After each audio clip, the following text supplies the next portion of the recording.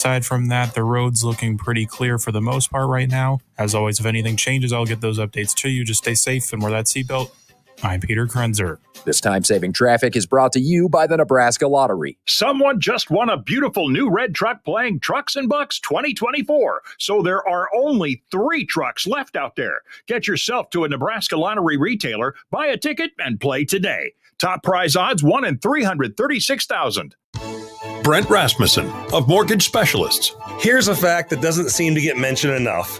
Owning a home actually helps you build personal wealth. Homeownership is a huge factor in building personal wealth. There are some naysayers who say it's too expensive, but rates will come down, and when they do, the competition is going to be fierce. One financial statistic shows that the net worth of those that own a home is 40 times greater than those that rent. So maybe take a few minutes to call me at Mortgage Specialists to go through the reasons why, even though the current market is different, why it's always a good time to buy a home to build your net worth. I'm Brent Rasmussen. Call me at Mortgage Specialists and we can show you all the details. Mortgage Specialists. Driven, trusted, reliable. Click mtg-specialists.com. NMLS number 5918, Equal Housing Lender. Hey, Maverick fans, the summer's almost over and Omaha Maverick fall seasons are about to begin. Maverick men's soccer and volleyball are coming off historic seasons when both teams qualified for the NCAA tournament. And women's soccer made the conference tournament finals for the 2nd straight year. Get your single game and season tickets for soccer and volleyball now by calling 402-554-MAVS or by going to omavs.com/ticks. And let's have another banner year. I'm Bridget Condon with NFL Network Now on the Westwood One Radio Network. The countdown to kickoff is on for week 1 of the preseason. 49ers head coach Kyle Shanahan confirmed Tuesday running back Christian McCaffrey is dealing with a calf strain and will not play in the preseason. The team announced they've signed running back Matt Breida to a 1-year contract. Meantime, Patriots quarterback Jacoby Brissett was named the starter for their opener against the Panthers Thursday, and Commanders rookie quarterback Jaden Daniels will start against the Jets Saturday. Cardinals head coach Jonathan Gannon announced Kyler Murray will not play during the preseason, while Vikings quarterback Sam Darnold and the Broncos quarterback Jarrett Stidham are both listed as starters on their team's unofficial depth chart. And Packers quarterback Jordan Love will see his first game action Saturday in their preseason matchup against the Browns after signing his 4-year, $220 million contract. This has been NFL Network Now on the Westwood One Radio Network. All right, when it comes to getting life insurance for your family, a lot of excuses can get in the way. But ask yourself this: if something were to happen to me, who would pay the mortgage, the kids' education, and the other bills? Then forget the excuses and check out Ethos Life, the online, easy way to get life insurance in 10 minutes. Ethos has rates that you can afford, like a $500,000 policy for a 40-year-old male starting at $1 a day or $30 a month with a few health questions and no medical exam. Get your free quote right now at checkethos.com. That's checkethos.com. Not available in all states. Rates do vary. The light is fading, your hands are sore, and the last tool has been put away. Now is the time to feel the satisfaction that comes with a job well done. But when you get your tools from Harbor Freight, something about the job feels a little different. Your wallet. Because we believe that everyone deserves hardworking tools at hardworking prices. And that's what we have here. So, whatever you do it for less at Harbor Freight. eBay Motors is here for the ride. 120,000 miles of night drives, daily commutes, and who knows how many. Are we there yet? Through countless fixes, elbow grease, and a new radiator, you kept your ride alive. With eBay Motors, you have over 122 million parts to keep it running. And with eBay Guaranteed Fit, they'll be the perfect fit every time. Plus, at these prices, well, we're burning rubber, not cash. Keep your ride or die alive at ebaymotors.com. Eligible items only. Exclusions apply. My son loves to fly kites, but my active psoriatic arthritis can sometimes hold me back. Now with Skyrizi to treat my skin and joints, I'm ready to go. Skyrizi, Risankizumab Riza, a prescription-only 150 milligram injection for adults, helps with less joint pain, stiffness, swelling, and fatigue. For those who also have plaque psoriasis, 90% clearer skin is possible with just 4 doses a year after 2 starter doses. Don't use if allergic to Skyrizi. Serious allergic reactions and an increased risk of infections or a lower ability to fight them may occur. Before treatment, your doctor should check for infection and tuberculosis. Tell your doctor if you have an infection or symptoms such as fever, sweats, chills, muscle aches, or cough, or if you plan to or recently received a vaccine. With Skyrizi, there's nothing like clearer skin and better movement, and that means everything. Ask your doctor about Skyrizi today and visit skyrizi.com or call 1-866-SKY-RIZZI to learn more. So, Evan, you're earning college credits in high school? Tuition-free college credits. I'm saving time for future me. And I'm saving thousands in college tuition. Kelsey, you're graduating high school? With my gen eds knocked out, tuition-free. Always one step ahead, Kelsey. Jimmy, after high school, what are you going to be? Debt-free thanks to MCC. Thanks, MCC. Earn college credits while still in high school. Tuition-free. Classes start September 3rd. Get started at mccneb.edu/tuition-free. Velocity Clinical Research in Omaha conducts clinical trials for investigational treatments and research. Typical studies involve medications for high cholesterol, diabetes, infectious diseases, and acne. Some current studies include low T, RSV, fall influenza, pediatric obesity ages 12 to 17, adult obesity, and asthma. Velocity also performs vaccine studies. Studies are medically supervised and do not require insurance. Velocity recognizes your time is valuable, so they offer compensation for study-related time and travel. Find out more at velocityclinicaltrials.com. 1620 The Zone. Football coach, vice presidential candidate Tim Walz, who had previously played and coached in Nebraska. And if you still don't think he's a true football guy, he said the DUI he got in 1995 was partly due to getting too amped up while watching Nebraska football with the boys. Teddy Prohaska unfortunately tore his ACL, so not the same surgical knee, tore the other knee. Obviously our heart breaks, but certainly Teddy now, this is, going on 4 surgeries for him. A really difficult time for him. Live from 50th and Capitol Avenue in the Big O. This is Mornings with Sharp and Handley on 1620 The Zone, 1620thezone.com, and 1620 The Zone TV. Now here's Gary, Nick, and Jimmy.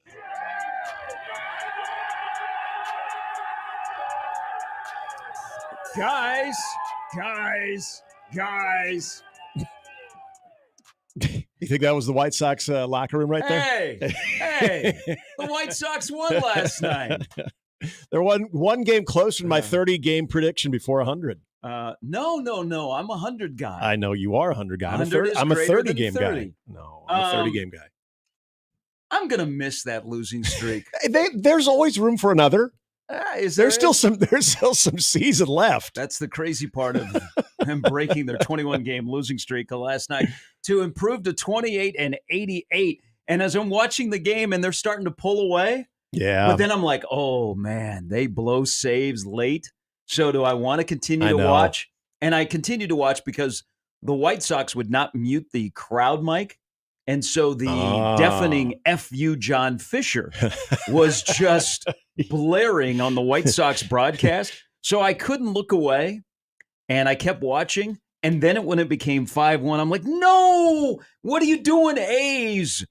And it's finally over, and I'm going to miss that losing streak. I took more interest in the White Sox than I have in a long time, and now they're on a winning streak. And gosh, I mean, that win was actually, like, the timing was really good because they're back to. Are they on a winning streak, though? No, it's not a winning streak. Lou Brown will tell you it's not a winning streak. They need to get to 30. If they get to 30 without a loss, then that's officially a winning streak. But they're back to 60 games below 500. I think that is a significant thing for the White Sox. Just say that out loud again. They're 60 games below 500. So, by the way, they have 46 games left. So there's time. There is another losing streak that could happen. So I give credit to the White Sox players last night. So when the final out occurs in Oakland, they were not celebrating at all. They actually looked embarrassed. Yeah. Good on you. Having to answer questions about it afterwards, too. You're pros. You should be embarrassed. You also should be embarrassed as White Sox fans for the guy that does your TV. He's a guy named John Schifrin. Mm-hmm. He got the job because Reinsdorf liked him. He's terrible. They actually, I'm going to tell you who they should have as their TV guy. But his tagline is Southside Stand Up. Yeah. And I'm like, brother, that's not the way to do it. Why is Mike Farron not the TV voice of the White Sox? Chicago guy. Yep. Man, him and Steve Stone would be great together. But the games that I watch of the White Sox and I have to listen to this guy, and the White Sox fans hate him. Mm-hmm. Right, they absolutely hate him. But Reinsdorf loves him. Reinsdorf thinks he's like a son. That's all you need. Kid doesn't know anything about baseball. I mean, his knowledge of the game is just. But Southside Stand Up, he's celebrating on the air, and as they are showing a picture of the White Sox players, and I'm glad they were like, "Okay, we won a game. Let's get the hell off the field." Yeah, we're embarrassed by this. But I don't know. The other part of the White Sox winning last night is what are we going to do, and what is going to be the topic that we're going to obsessively complain about. And I don't know that we were complaining about the White Sox. We were taking pride in it. But there were some there are some White Sox fans that go way back to the days of Mike Squires and Carlton Fisk and Bill Veeck being in the outfield, Harry Carey taking a shower in the outfield. They were complaining about their organization. What are we going to obsessively complain about today? We don't have the White Sox. They get one day to maybe it was a much needed break. It's a much needed break for White Sox fans. Jimmy pointed out yesterday, and I know I'm obviously not a White Sox fan representing C-Town, but no, you said, hey, they get if they want, they have a little bit of an alternative option to watch Hard Knocks last night. Which I do have thoughts on that one, by the way. I have thoughts that they brought out Ray Clay. And I'm sold. That's all I need. Try to get him at my wedding. That was pretty cool, by the way. The thing is, when you're really bad, and I mentioned 46 games left, this baby ain't over. I mean, you think 21 games is the lowest of the low or the cellar, they could still wow us. Buddy Bell once told me, don't ever say it can't get worse. Yeah. I live by that. Oh, that was a bad stretch. I mean, it was, but that was during a 20-game losing what about streak. this team makes you think that they can just sort of stabilize 46 games? I'm not saying they win a lot, but just, they kind of go, a couple wins here, a couple losses there, where there's nothing about that team that convinces me that they are immune now to another embarrassing streak. So I like listening to Steve Stone. I still wish he was over on the north side. On WGN. But I'm okay with Boog and JD. Yeah. They were saying there's a guy on the White Sox that got called up and had been part of 19 straight losses. He had never been part of a winning clubhouse in the majors since he got called up. Hey. And so last night, that was like one of the first names that Steve Stone mentioned. He goes, hey, this is, I think Tyler Baldwin. He goes, this is for him. He gets to experience what a win feels like. But then if you have the thing I hate the blackouts. But the one thing MLB TV has done is you can get the pregame and the postgame. And if you watch the White Sox postgame, which some nights will have Frank Thomas, some nights will have Ozzie. Yeah. So Ozzie Guillen tried to call in. Oh, really? Yeah. And something went wrong. And then Chuck, who was the host, he called him back. So on the post game, they have Ozzie on the phone. Oh, God. Ozzie sounded like he'd had a few tequilas in him. Yeah. But I celebrate White Sox fans. I also thought about this yesterday. It's your day. As I was preparing myself to watch the White Sox. Because I took a grandpa nap. You got to do like a full cleanse of that, too? I had to take a grandpa nap because I'm like, I want to watch this. I'm in this till the very end.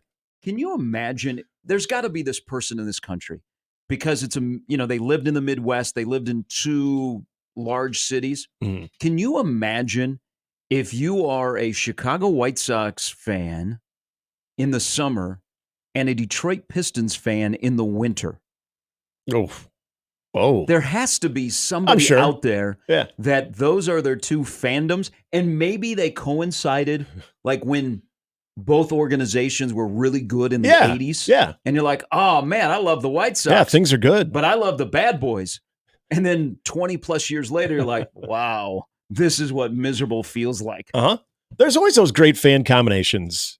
And really, that one would be an obscure one. But if you think of, I mean, I still consider Michigan somewhat of the Midwest, at least it's at least within The arm's Great reach. Lakes. Great Lakes, I would yeah. say it's the Great Lakes region of the Midwest. Yeah, it's like the Midwest's neighbor, best friend, if you will. If the Governor Whitmer from Michigan, if she was the VP candidate, would you say, oh, they have a Midwestern claim as person Midwest? on the ticket? I think I might. Okay. I think if they're lobbying in the Midwest, they would too. But I'm sure that exists, and for that, I do want to pat you on the back and say things will be better. At least I hope. I mean, it's cyclical, right? I mean, sports are cyclical anyway. So what's an absolute abomination for even 3 or 4 year stretch can be the gold standard at some point. Jimmy's Astros were a shining example of when they were building up that organization, how awful they were. And then now it's like, even when they, lose some key guys here and there, it's they're a sustainable organization. I've always thought this about the White Sox, though. Anything that they do that's going to be successful, and I should have known this when I was worried about them in 19 and 20, is that if Jerry Reinsdorf is around, it's probably, I mean, that touch that he had once upon a time, especially with the basketball side of things, that touch is far gone. I mean, this is where we get into a lot of very rich owners that still think they've got it, and they're going to overrule the people in the room that actually do have it, and the ones that have some really good, fresh, progressive ideas on how to build a championship or at least success and sustain it. It's, well, that's not how we did it back in my day. Nah, I don't like that. So again, I go back to the original part of this. 46 games left. Folks, don't be down today. I'm talking about not the White Sox fans, but folks like us that were actually having a lot of fun with this. Don't be down, because there's still a lot of room to hit some new lows. It can get worse. It can always get worse. Absolutely, it can. That's my daily affirmation. I don't know. It was gut punch day yesterday. Welcome in, everybody. Mornings with Sharp and Handley and Jimmy, often running on a hump day. We'll help you get over the hump. I just heard that on a radio show coming in. They're was it next door? No, okay. But it was a music station in this town. So it was like the person that was on air is a fill-in, and they're like, "Hey, it's Wednesday, and we're going to help you. We're going to help you get over the hump with a little Leonard Skinner." Ooh, that smell! Which, by the way, if old Leonard had 1.2 million, he could buy the naming rights to a stadium. But coming up on the show, we will continue our friend or foe segment. I think you and I, as a friend, they delivered Nebraska's athletic director. Mm-hmm. Yeah. He is from Northern Iowa, right? He is, yeah. Okay. He's Cedar Falls. They helped me win money a long time ago. Yeah, I thought they recognized the name. He was an intern for a friend of mine. Oh, He really? was the radio guy for the St. Paul Saints. Okay, so All right, Yeah. cool. Well, I don't know him. No, But I know of him. Yes. Okay. So JW Cox, who is the voice of the Panthers. Gary Rima was the longtime voice of UNI. Like Yeah, back when I 92. was in high school, he was doing games where he called a game that I played in. Oh, so really? Gary was the play-by-play voice for Northern Iowa forever. I didn't know you went to Northern Iowa. No, he was. I know you played football in the Unidome. Yeah. Never played in the Unidome, but I've seen basketball games there. Okay. Well, yeah, when because they used to play there before now they it's built the McLeod Center. McLeod, yeah. That's the only time I ever watched a UNI game was when they played Loyola Chicago, Missouri Valley team at the time, at the McLeod Center. That was an impressive place. It's a cool place. Omaha plays there in December. I'm looking forward to it. But they used to play in the Unidome. I saw Iowa and Northern Iowa play in men's basketball. They had like 15, 16,000 people in there. Did they play remember when they did the Hy-Vee thing was Iowa State, Northern Iowa, and then was it Drake as well? Did they ever play that in the Unidome? Oh, always in Des Moines. Okay. But Nebraska doesn't have to go to Cedar Falls to the Unidome. Which would be amazing if they did. Northern Iowa comes here. A home and home. And JW I would buy the tickets just to sell. The voice of the Panthers. It'd be the Trev Alberts game. He'd show back up to his hometown. He'd come, show You're up. going to the game? Nope, just selling them to Husker fans that love to go watch football. He'd wear gray. So week 3 is Northern Iowa at Nebraska, and JW Jones coming up at 7:30. Brandon Vogel stops by at 9:40. Yesterday, though, was kind of a gut punch day in this town. So first, let me give credit to Matt Rule on the injury to Teddy Prohaska. So Teddy's injury occurred on Monday morning, and by the afternoon, it had been well known that, this is not good. Mm-hmm. And I knew about it yesterday on the show, but it's not my place to mention injuries like this. And, it had moved its way around Omaha. People were like, hey, did you hear about Teddy? Is that all true? And Rule was not scheduled to speak yesterday. And so when they had availability with the defensive guys, Rule went first. Mm-hmm. So you control the message and you get it out of the way right away. So there's no until you speak, because it's the head coach that should talk about injuries. Yeah. And he jumped up right away and he said, we have two guys that are out for the season. One everybody saw on Saturday night. And then the other, when he said Teddy Prohaska, all you have to do is look at Rule's body language when he starts to talk about Teddy. And it's twofold. One, again, I'm glad that he did it, that he got out in front of it. So, because I don't think he was scheduled to speak later in the week. And it would have just, by then everybody's like, Teddy's out, da-da-da. Yeah. So he stepped up and spoke. But you could tell that it's twofold in his body language when he mentioned the injury and then he is out for the year, is he knows how hard Teddy worked to get back. And then the reality, we'll talk about it a lot today, Nebraska's in a weird spot now at that position. We'll talk about Turner Corcoran, but Nebraska is at a weird spot in that position at left tackle. But the third time in 4 years, Teddy goes down with a season-ending injury. And it was a gut punch because, when you're in our role and, you do a lot of high school stuff, you get to know individuals and you root for stories and you root for people. And I've always rooted for Teddy. Here's a guy that was a two-sport guy at Elkhorn South football, but he also played basketball until his senior year. And he was a really good basketball player. You got a guy that's that large at 6'10", and right. At the time he's about 270, 280. But you get to know the family, and his brother just finished up high school at Elkhorn South, and I think he's at Northwest Missouri State. So you get to know guys, and you root for them, and then when they have injuries, you're disappointed. But then you see him, and I saw him a couple of times this summer, and anybody that saw him in the spring or saw him in the summer, or even saw him Saturday night, you're like, man, his body looks different. Like he looks in great shape. He had this long stretch where he had not been injured. His body didn't hurt. He wasn't in that super dark place of rehab. Man, if you have ever, and you don't have to be an athlete, if you've ever had something you've had a rehab from, even more so when you're on a team, it's a dark place because it's lonely. You're kind of by yourself, right. Or you're with other guys that are injured and you're not out there with the fellas. So that's not easy to come back from. So he has done that. He did it. He got his mind and body right. And then unfortunately, Monday morning, he goes down with an injury, and for the third time in 4 years. And so to me, that is like, man, it sucks for Teddy. It's unfortunate for Nebraska. They got to move forward. They got to move forward quickly. But you have that. And then you have the news in this community, because a lot of people know the Prohaskas. I mean, a lot of people know Teddy. I mean, Teddy is a very likable guy, and everybody's kind of rooting for Teddy. So that hits you. And then we got Kellogg's is closing at the end of 26. Yeah. I mean, that's a big deal in this community. It is. That is going to have a huge impact in Omaha.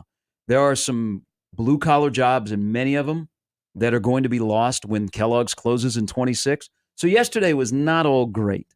It was not about a good hour news dump yesterday. No. And I remember yesterday as we were talking, and you were stressing the importance of Turner Corcoran, and then getting the official word of how much more important that is. It's easy to go to the football side of it, of what this means for Nebraska. And again, there's going to be a lot of time to do that. Oh, the left tackle position now is going to become the major discussion point for the next month. And what's tough to chew on with that part of it is you were on the cusp of having two pretty good options, or at least experienced depth at that position on a position that's going to be paramount and protecting Dylan Raiola. I think when you see multiple injuries like this and anybody that has had to fight it as much as he has, your heart breaks for him. I mean, more than anything, you just, when you had mentioned to me, off the air that this was a possibility, I did. Like, I don't even know him as well as you do, but I know athletes that when you have the multiple injuries, and you're spot on about what that does to somebody mentally when it comes to a very highly competitive team sport. Because you're right. Anybody who's, just regular average Joes and Joannes having to go through a rehab process that are not part of a team it just tests different parts of you. And a lot of it is mental, because it is the repetition. It's waking up every day knowing that you got to do the same thing to get you back to what you were before. That's your motivation. And so it's easy to say, whatever. But from a team standpoint, and especially in this culture right now with what they have at Nebraska, I get the feeling that it is a lot of fun to be around that group. I get the feeling it's a lot of fun to be a part of everything that they have going on and off the field. And to be isolated from that, to have to go through that again and again. One of the great things that we talked about ending spring was the fact that Teddy was going to go through the summer, unlike any in the last couple of years, of not having to rehab an injury.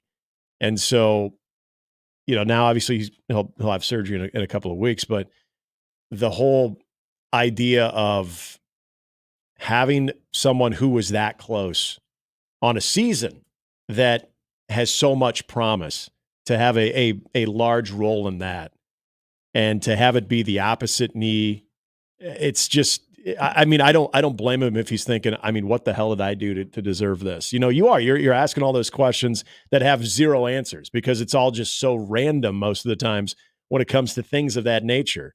And so just from the overall individual part of this, of Teddy Prohaska and what he's had to endure since he's been there to go through all of this, your heart just absolutely breaks for the kid. And now here we are, 25 days away of, be worried. The biggest question on this team right now is squarely on that, because of the impact that, if that position and that depth isn't right, of what that could do to the future of your program as well. Availability is everything. If you're not available, they move on. They do it in the pros, they do it in college. No one will ever question his toughness. Again, rehab is a dark place, and we've done it that many times. And you don't want to be the guy that is the what if. And the one thing, when you are that long, and his torso is long, and you're 6'10", and you're putting that kind of weight, sometimes the body isn't supposed to work that way. But it is nobody's place, absolutely nobody's place, to chime in and tell him what to do. And I don't know what he's going to do. I imagine this latest comeback from injury to get to where he was, because he was in a good spot, man. He was in a good spot with the body and the mind. The game still had some going to do.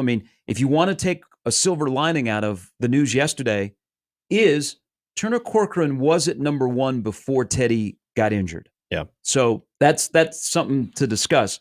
But no one has any right to say, well, buddy, you should retire. Mm-hmm. No one has to tell him what to do, because I would imagine that he's going to do it again, because he's a competitor. He doesn't want to be a what if guy, but sometimes the body will tell you what it's time to do. And I can't even imagine, if you are a high level athlete and you're, probably 22, mm-hmm.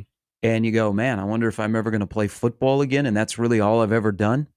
That's tough, man. That's you hear voices in your head, and I don't know how you overcome that, but he's done it a couple of times, and I would expect that he's going to start the road again. And I hope that he gets rewarded for it. But damn, that one stung yesterday. That stung big time, because he was in a good spot. But again, if there is one thing to take about this is that Turner Corcoran, who has had his fair share of injuries, was running with the number one, and it was a consistent number one in what we saw on Saturday night. It wasn't like they were rotating. So is that a glimpse into what we can expect in Corcoran's last dance? God, it has to be. I mean, yeah, and that was probably the conversation on Saturday night is, and good point about it wasn't sharing reps. I mean, Teddy was, but knowing that you would have that depth there. I mean, that's still a veteran presence, a guy who's at least played more than a handful of games that you can lean on. And the trenches are brutal. And so you want to go into that having that depth. And that was one of the great things about when we talk about this offensive line is not only experience, but the depth and being able to create reinforcements from you lose a major piece of that. I mean, it's a major piece of that. And so the part about what this now does to that position, not only, and Turner got banged up just a little bit there towards the end of the practice, doesn't seem to be anything of concern, but now this puts that much more pressure on Bryce Benhart too, as far as him staying healthy as well. I mean, you think about just the overall offensive tackle, whether we're talking about the right side or the left side, the offensive tackle depth too. I mean, one of the great stories last year as far as being able to finally have it all come together was Bryce. You need Bryce to be that way. You need Turner to take a step forward, but also to be healthy. And then this is where we look at the development of some of those younger guys with the Canuck, with the Gatula. And you hope that when all is said and done, that those guys are ready to take that step forward with the understanding that there's going to be maybe some growing pains. But still, it's just, it went from wow, okay, if Turner Corcoran is starting, that's a pretty good fallback right there with Teddy Prohaska to Turner Corcoran better stay. And we still don't know what that jump can look like for Turner Corcoran because he's been up against it very, very, very many times that he's been out there. So a lot of the conversation takes you in so many different ways from the individual. And I think what first and foremost, the most important part of this is Teddy himself. Then you get to the football side of it, which, man, that's an issue. I mean, there's no question. That is a major issue. And it's, you just, I laugh for the simple fact of there are moments when you look at areas of strength for a team and for a team that is so desperate to get back into the winner's circle, so to speak, and you're dealt that blow. It's like, good Lord, are you snake bit, or do you just say, hey, that's football. Unfortunately, it's football, and unfortunately, it's involved Teddy when it comes to this injury part of it, which it is. I mean, you started off saying just a gut punch. That's what it is. It's a major gut punch. Rough day yesterday. Notre Dame season as well. This is that weird time of year. Yeah. You're now into week 2 of camp. You still got a couple more weeks to go, and you're starting to ramp up. Bodies are putting back on pads. There's contact. You're trying to protect guys, and sometimes the sport is a great sport. The sport is a terrible sport. It's rewarding, and they're going to take it away from you so quickly. But I think coaches, man, once they start ramping up practice, they keep their fingers crossed. Just get us to the start of the season. If it happens during the course of a game, no injury is a good injury. If it happens during the course of the game, you're like, if it happens non-contact in a practice, and you think, God, could we have avoided it? Well, the last thing that you'd want to hear about this is that it came out because of the turf. Yeah. They might not be waiting until 26 to put grass in Memorial Stadium. Right. They may delay the opener against Utah. To be starting right now. Start putting in grass now. Yeah. All right, we'll talk Northern Iowa football. Nebraska's third week foe coming up at 7:30. It's day 11 of the Olympics. And I found a new sport. This is the Olympics. You watch weird sports. Yeah. I found a new sport. I don't know if it can be considered a sport if you can go to Dick's Sporting Goods and see it in action. But now it's in the Olympics in Paris. Does it have anything to do with track? Because yay and nay. I watched a little bit of the steeplechase. Okay. And I have the utmost respect for those individuals. When you have a random hurdle, then you have a hurdle into the water. Yes. It takes forever, but yeah, I found myself thinking, oh, the steeplechase, that's fun. Well, they had the speed walking medley relay was going on this morning as well. I didn't see that. Now we're just having the X Games over in Paris. Or whatever we could make up. We got through gymnastics. We got through swimming. Yeah. All right. We're kind of halfway through track and field. Yeah. Now let's just bring on the X Games. Where's Tony Hawk? I know. I feel like if you finished, what was the redheaded guy's name? Smith or White? Sean White. Sean White. Sean White. Yeah, that was close. Sean's he's there. He's been in the stands. He's been taking everything. He's been one of the celebs. By the way, notice the graphic thing you brought up. I think they fixed it. Good. It's centered down in the middle, centered perfectly. It's not off centered. So I never noticed it when you saw it. Yeah, maybe this was another TikTok thing. Real quickly on the Olympics, they're doing the features and the promos for either the upcoming races, and this is happening in track and field, or stay tuned or tune in tomorrow. They're putting together a lot of crap talking pieces between competitors and track, because as you know, men and women competitors, they'll yap at each other a little bit. That's now good. that 1500 yesterday with that was pretty sweet. Seeing Cole Hocker pull that off, who no one that race wasn't even about those two guys, but I had no idea about that. The last 100, he said, "I got this." That was sweet. I mean, that was just awesome to see that, and it was basically between the Ingebrigtsen guy and Kerr and those guys getting on podcasts, just talking major trash about each other, and the Ingebrigtsen guy who was, the world champ, didn't even medal. We got two from the country medal, and that goes to your point. Third place, bronze. That was a huge celebration right there. I was happy. I'm okay if the rest of the world hates us. They probably hate us for a lot of things, and then because we're brash in our Olympics, and then we have a guy that now is a U.S. citizen who goes crotch chop to the French fans last night. Is that? I didn't realize he got fined $60,000 for that in the NBA. I am really surprised he had that much energy to do that, because when he's out there playing for Team USA, it doesn't look like it. Surprised he didn't hurt himself doing it. Exactly. But boy, he can give yourself a good crotch chop. Looked like he's practiced that before. All right. 6:39. We're off and running on a Wednesday. Lots to discuss, and more discussion on the non-serious football program that'll be in Lincoln in week 2. They've done something again today that just does not make sense, or maybe it does. It's Mornings with Sharp and Handley on 1620 The Zone.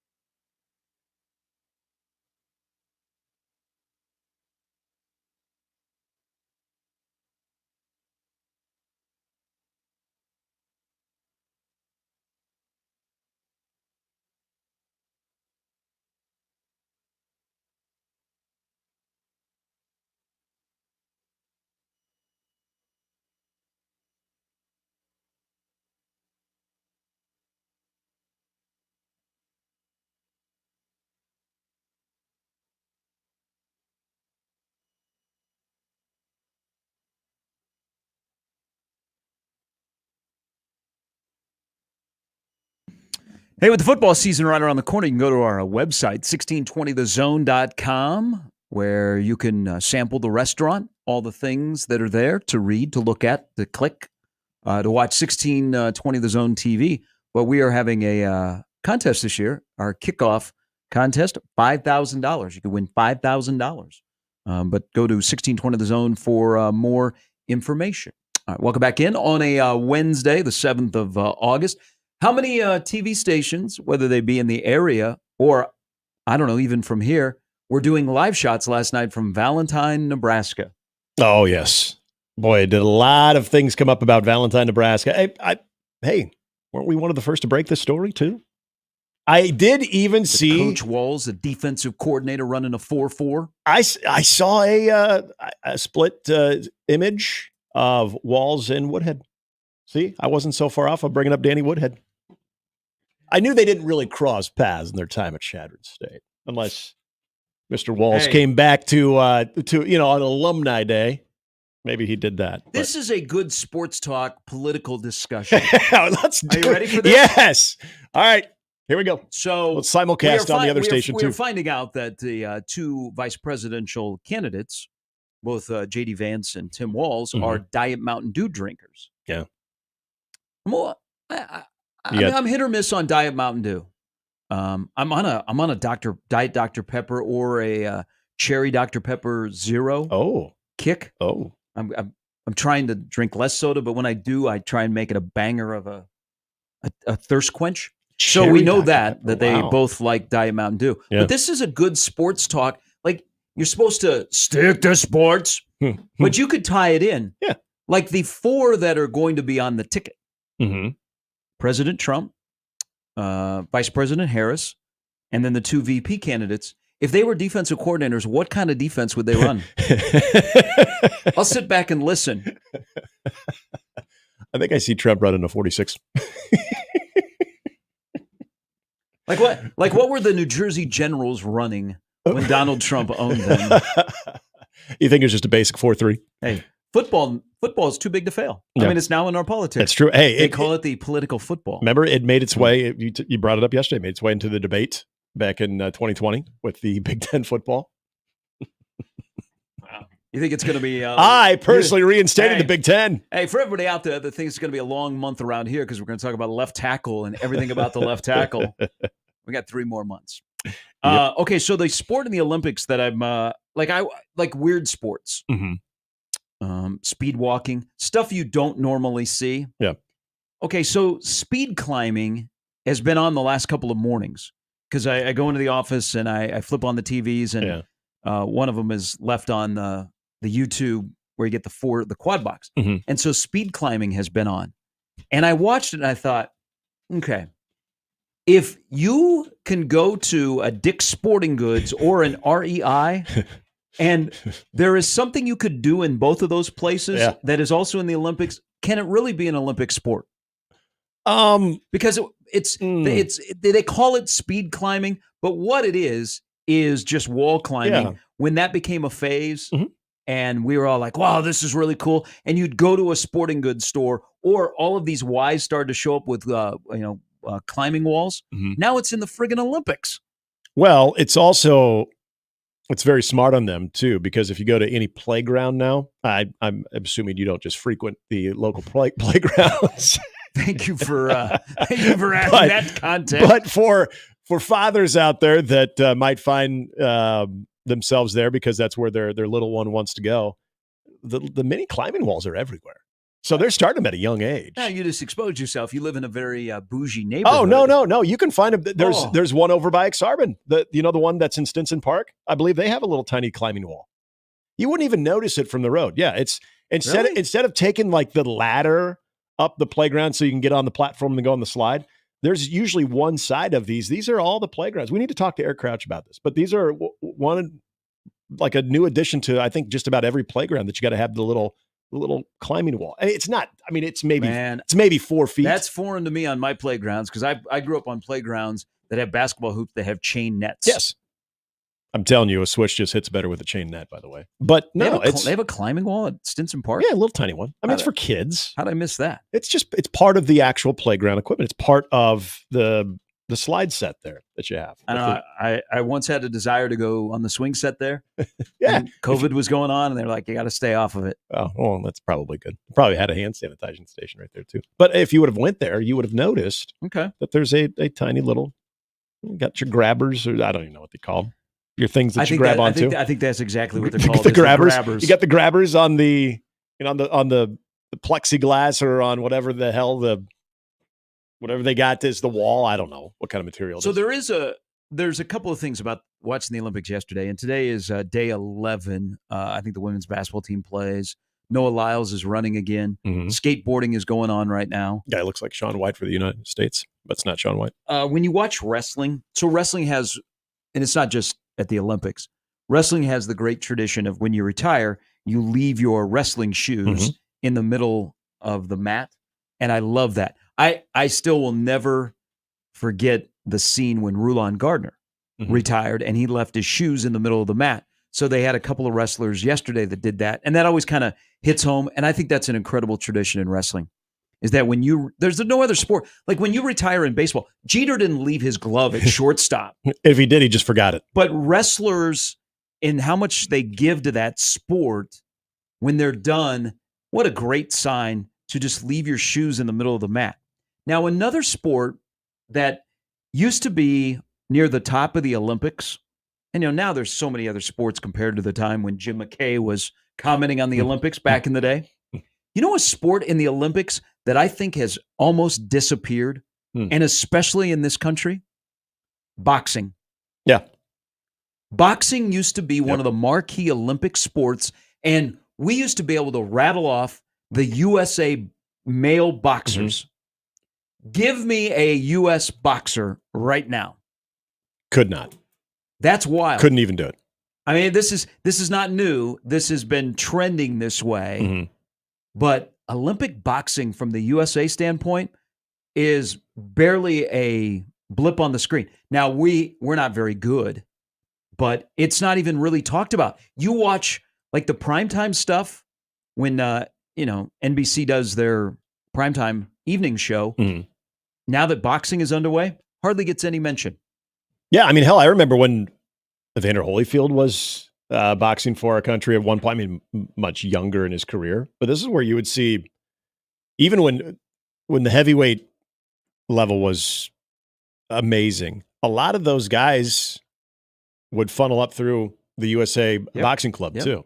Yeah, you could name, like they would go on and they would win a gold, and then they would go pro, and so you'd already know them. And I wonder, and I don't know enough about that level of boxing, but that was also when, Golden Gloves were a big deal. Yeah. Now, Golden Gloves still goes on, but like in this town, it would pack Civic Auditorium. Now, they might have it in a hotel. I don't know if it's coaching, if it's talent pool, or there are more younger, bare knuckle brawlers that are doing MMA instead of boxing. Point.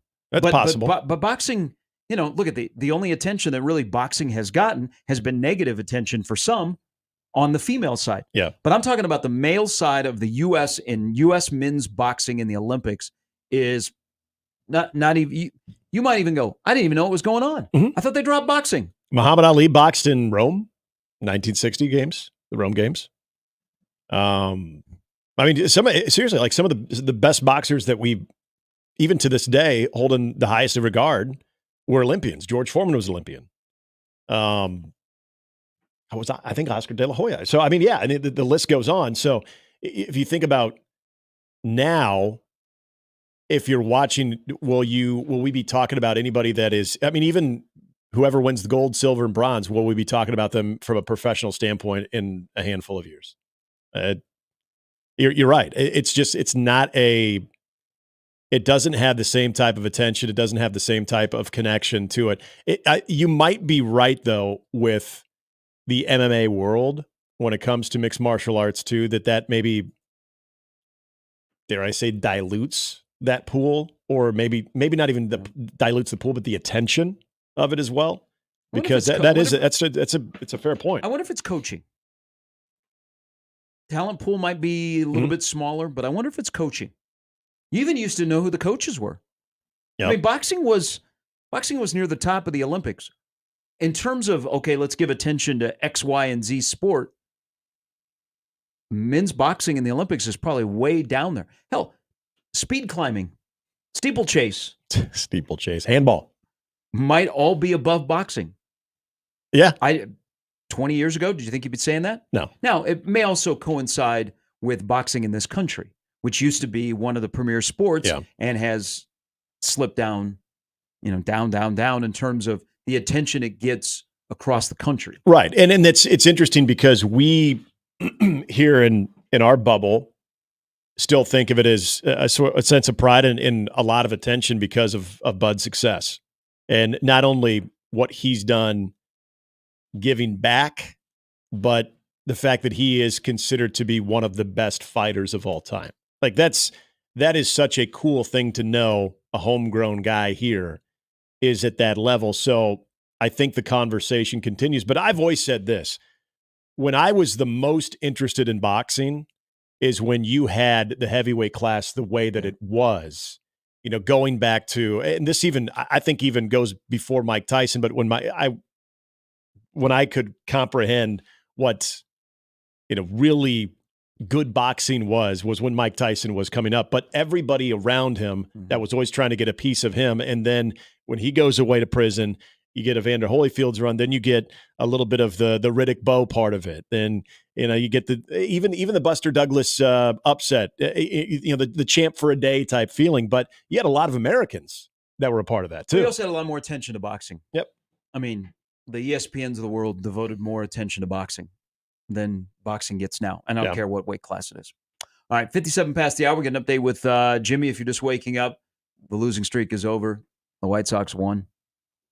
Also take the day off. It's going to be gorgeous today. Is it? Oh, yeah. I think it's very similar to yesterday, by the way. 62 right now. I went out last night and went out for dinner in the Blackstone area and sat on a rooftop outdoors. It's kind of chilly. It was kind of chilly. Yep. I'm like, whoa, this is August 6th. Need my sweater. It's kind of what it feels like at my house. You'd be happy. We did not. Oh, AC was off. Windows were open. Bam. That's good. You guys probably had a good night last night. It never even got, I don't even think it got above like 74 in the house. Sun, 74, some 75. Logs. There you go. Oh, yeah. We Get kept that ours fresh on air. because we're penguins, so we wanted it to be cold. It's the 7th of August and you're sleeping with the windows open? Yeah. I mean, this is God's country. You're right. Didn't have that one. We've been planning ahead for the year. Did not have that one on August 7th. Absolutely not. It was absolutely, and it's going to be like that today. All right, coming up in the next hour as well, we'll talk some Northern Iowa football as the Huskers and the Panthers play coming up week number 3. Brandon Vogel a little bit later on everything that's gone on and the first week of camp for Nebraska football in the lead up to the 2024 season, where their odds to make the playoff have greatly improved. Thank you, 15. It's Mornings with Sharp and Handley on 1620 The Zone.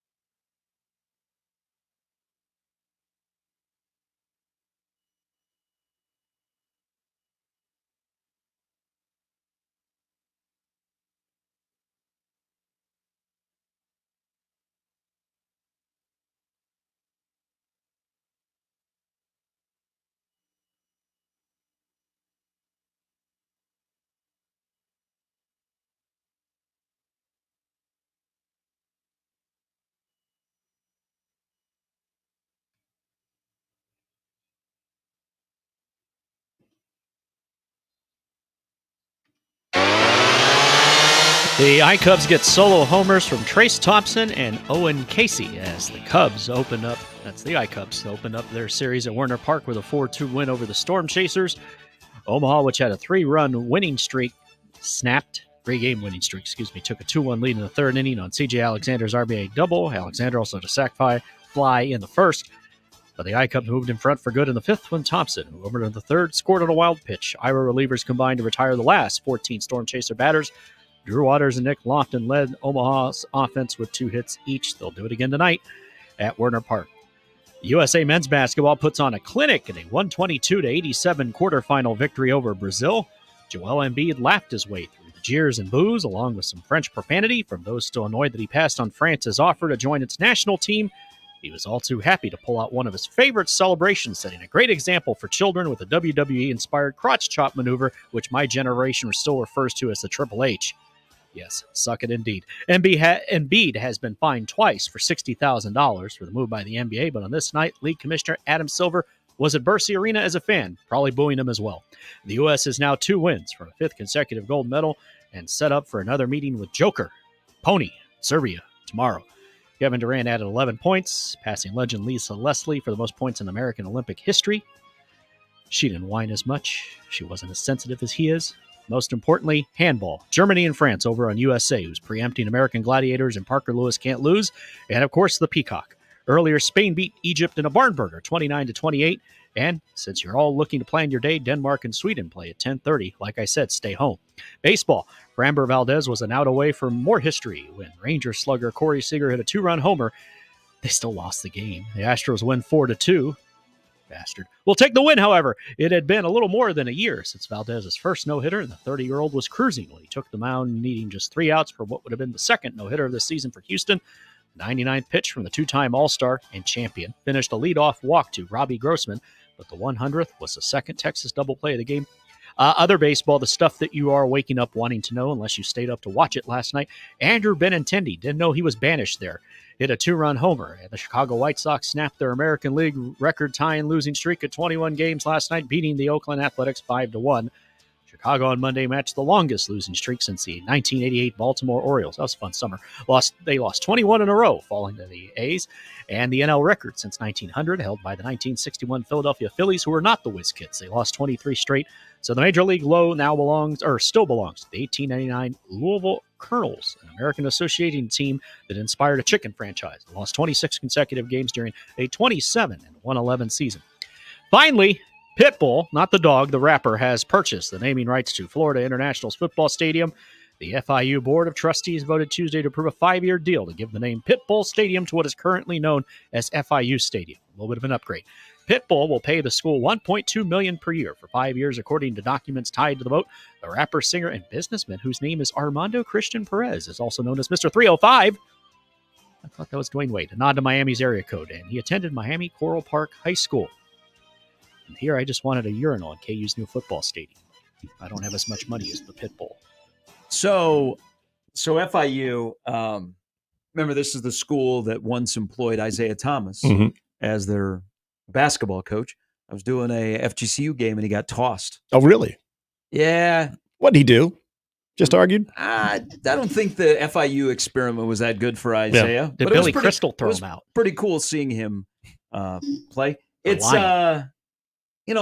it's like FAU is up in Boca, so it's a little bit nicer, and FAU is like right on the ocean. 1.2 miles, as they tell me. Well, so when they built quick story here, when they built FAU's football stadium, Howard Schnellenberger was the main guy behind raising money. Right. They wanted to build it high enough that if you were sitting in the last row, you could look out from the stadium and see the ocean. Ooh. But back to FIU. So FIU it's Miami, but there's a great casino that's not very far from FIU.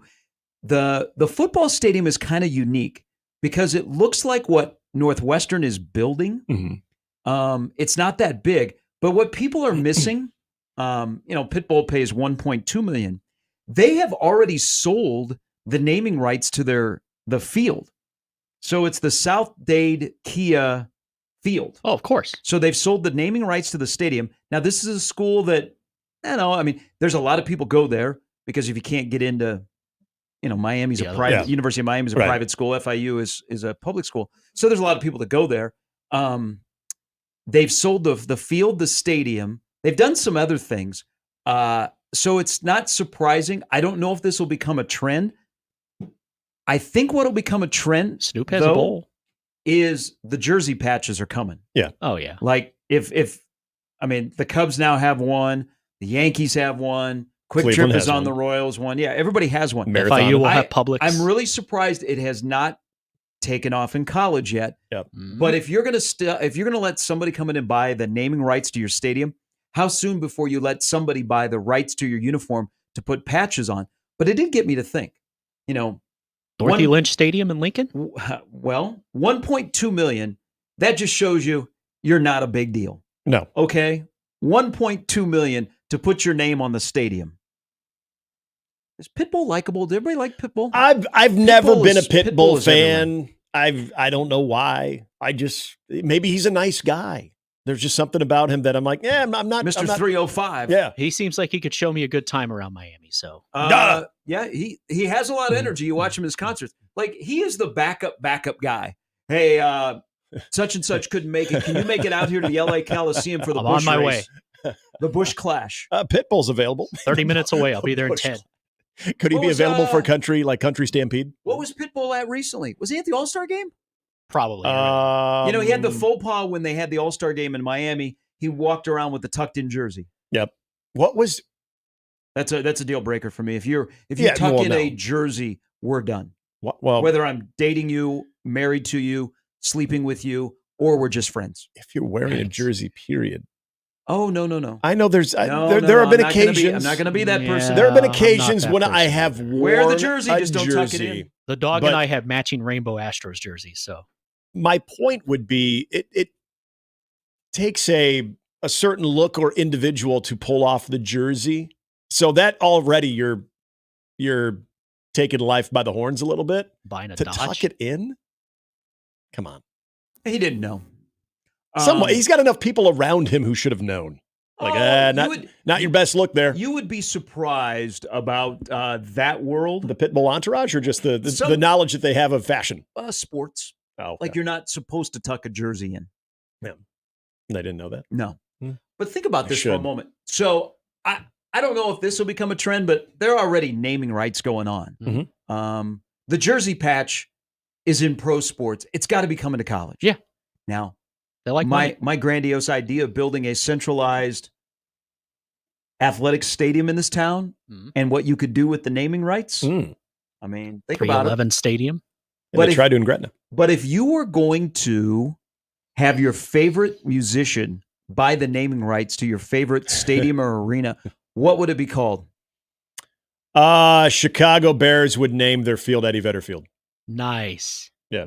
Nice. So there's a tie-in there, even though he was the Seattle grunge scene, he's a Chicago guy. And I mean, who would not, what Bears fan would not celebrate Eddie Vedder Field? So yeah, that's mine. Cleveland, my God. I mean, think of the amount. I mean, it's a Rock and Roll Hall of Fame. Craig Elo Stadium. You just call it Hall of Fame. You could call it Hall of Fame Field. Doesn't have to necessarily. I mean, I don't know if they would necessarily be upset about that in the Major League Baseball Hall of Fame. But you could be like, yeah, Hall of Fame, because we've got the Rock and Roll Hall of Fame there. Hey, who else needs to buy naming rights to stadiums? Who needs to? So we have Pitbull. Dead, We've already started it, so we got Pitbull. Anything like a organization, a artist, an entertainer, a radio station.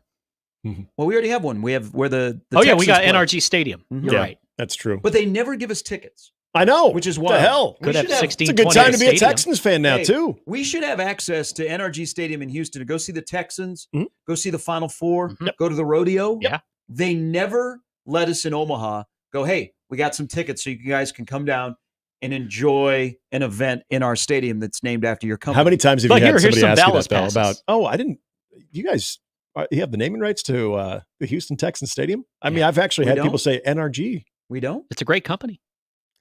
There's your centralized Omaha Stadium, Gary, 1620 the stadium. I feel like I'm going to tell you about the Easter Bunny. Let's talk during the break, okay? You mean it's not NRG Media based in Cedar Rapids, Cedar Iowa? Rapids, they had this influx of cash and all, but they're very big fans of the South and They have the a Houston satellite Texans. campus in Houston? That's a passion purchase, and that was a passion purchase for our company. They really, really like the Houston Texans. They're big Oiler fans. Yeah, that's what it comes down to. They're like Jerry Glanville. They were in cahoots with Bud Adams. Yeah. Warren Moon was on the board. Midgets look up to me. He says, Public Enemy, welcome to the Terror Dome. Ooh, Nice. Okay. He wins. I like that. Sorry. Yeah. Thunderdome, Terror Dome, any of those domes. You don't even have to be a dome. I mean, could you have some type Why of... don't high schools sell their naming rights to their stadiums? Aren't we pretty close to that happening? I thought one... No, wait, no, I'm thinking of a place. You said Burke's being redone, right? Yeah. They could name it after Josh Otson. There. That's how they make good ones. Actually, that sounds kind of cool. Odson Stadium. I mean, over at I like it. Northwest. Sounds like Otson Stadium. The stadium's named after now Kinnick. Mm-hmm.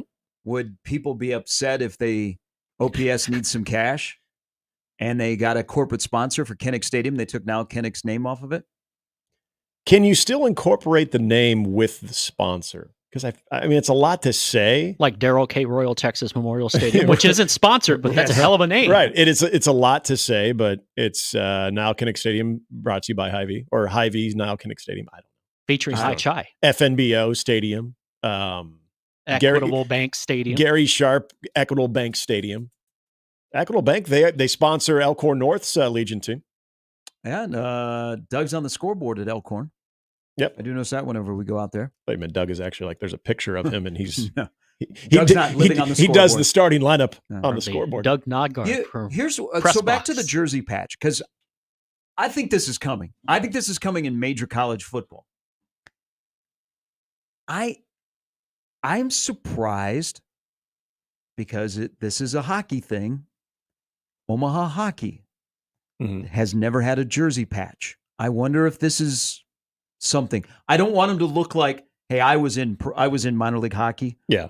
Oh yeah. We had a team. We had on our left shoulder there was a grocery store. Right shoulder it was another big business in Wheeling. Sheets on the helmet. The back there was. So see, I'm more about the helmet like, decal you could do on the back, very back.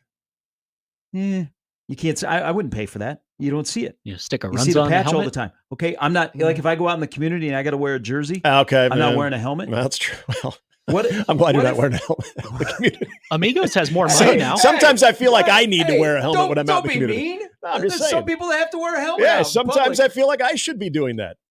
Jesus, you apologize to John Olerud. But wouldn't a patch, a sponsored?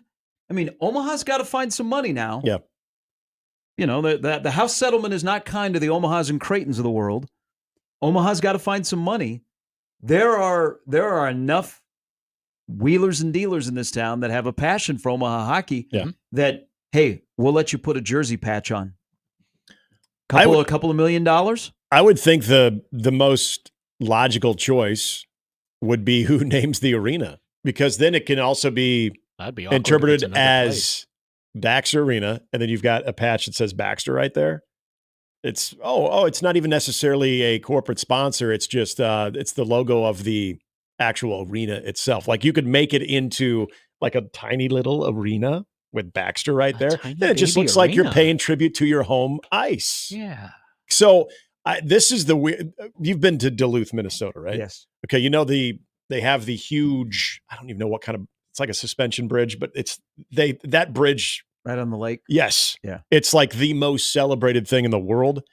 They actually have in the Duluth world, mind you, they have so many tributes to that around town. I mean, it's essentially their mayor. They have a patch of that. Minnesota Duluth has an actual patch of it's. You have to look at the patch closely, but you see it's the bridge is representing. When we went to the Duluth Omaha series, we were amazed how serious they take that bridge.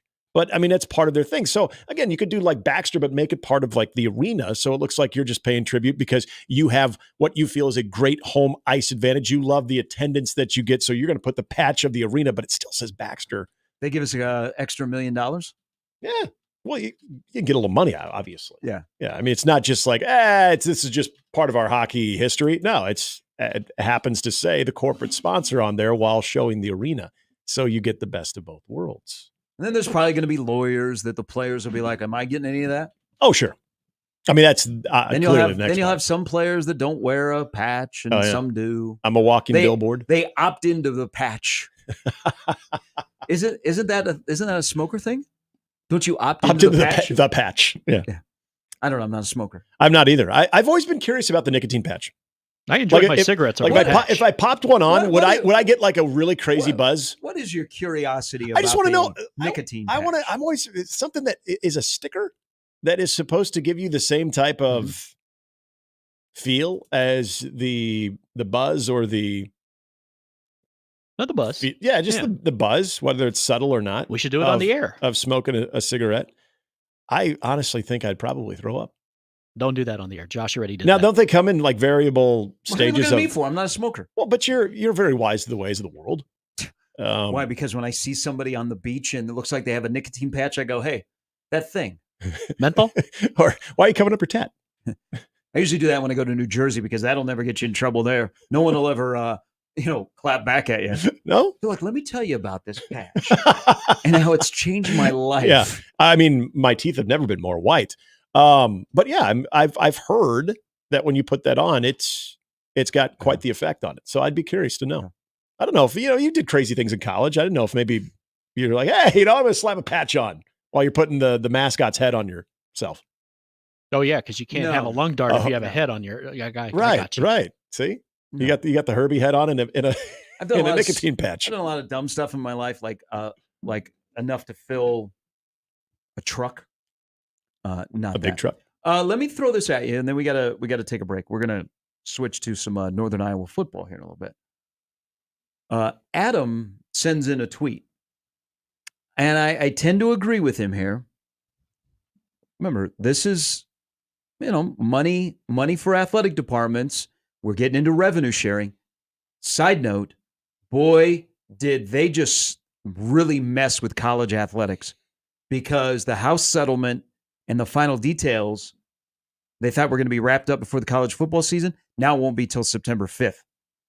It's, man, the navigation of athletic departments, whether it be the Omahas, the Creightons, or the Nebraskas of the world, fascinating. Okay, Adam brings this up. Let this just sink in, everybody. Would you be okay with this? Nebraska is searching for revenue streams. They don't have Boone Pickens to come in and say, here's $600 million to do the stadium. Right. They don't have Gary Sharp to say, just tear down Memorial Stadium and build a new one. It'll be better in the long run. That one I get clapped back on. I don't know why, though. Well, if Nebraska could do what KU is doing and had places close that would not super inconvenience their fans, I think the best mode would be to tear down Memorial Stadium and build a new one. But there's nowhere where Nebraska can go to play their games. They're not going to force their fans to drive 3 hours to Kansas City. Right. Okay, so my hopes and dreams of a new stadium. Seacrest is not an option. I mean, even that plot of land that the university owns by Haymarket Park, that would be large enough for a 75,000 seat stadium. Yeah. Not going to happen. I've given up on that dream. But listen to this. So this is what Adam says. Tom Osborne Field at Emeritus Memorial Stadium. I like it, actually. And it doesn't sound overly corporate. I mean, Lincoln, Nebraska. Well, I guess they're in Omaha too, but I think of Lincoln because they used to have the basketball tournament, the Emeritus Classic. I know. Remember that? The Emeritus Classic. The Emeritus Classic, by the way, brought a couple of transfers to Nebraska. Oh, really? Tom Best and Tony Farmer. Oh, really? Yes. I didn't realize Toledo that. and San Jose State. Okay. And they said, we saw Lincoln, we saw Nebraska, and we transferred. You guys run a really good tournament. So Emeritus, which is a lot bigger in Lincoln than it is in Omaha, in my opinion. But they have a presence in the two largest cities in the state. Everybody knows the name Emeritus. That'd be interesting. Tom Osborne Field at Emeritus Memorial Stadium, because they'll never take Memorial off of the stadium. Right. And, I'm betting that it'll always be Tom Osborne Field. I mean, you can drink to that. The Just not in the reason stadium. I like it is Thank you. Very subtle there. Emeritus doesn't. I've been here a couple of years. I catch on. Emeritus isn't this very long thing to say. You don't have auto.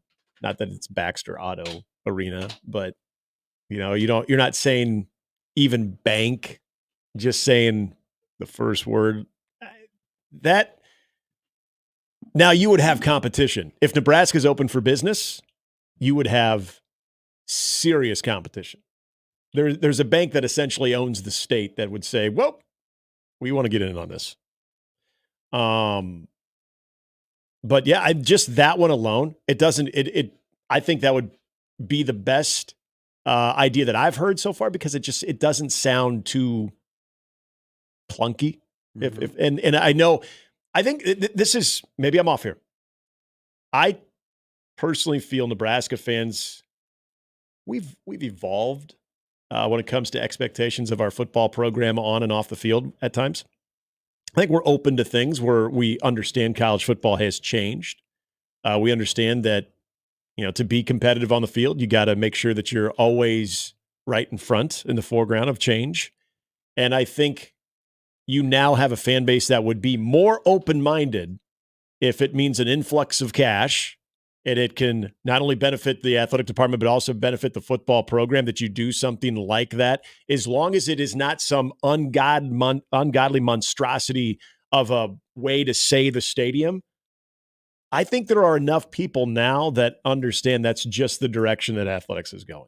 Maybe I'm off on that. Maybe people are like, hell no, do not touch this name of the stadium. I don't care what you do around it. Don't touch the name of the stadium. I think people are more open to it now because I think that is becoming a trend. See, I think they're more open to it. I agree with you. I think they're more open to it because the age of the fan in that stadium, which right now is 58 years old. Mm-hmm. The average age of the fan in Memorial Stadium is 58 years old. The last time they did a study that they made public.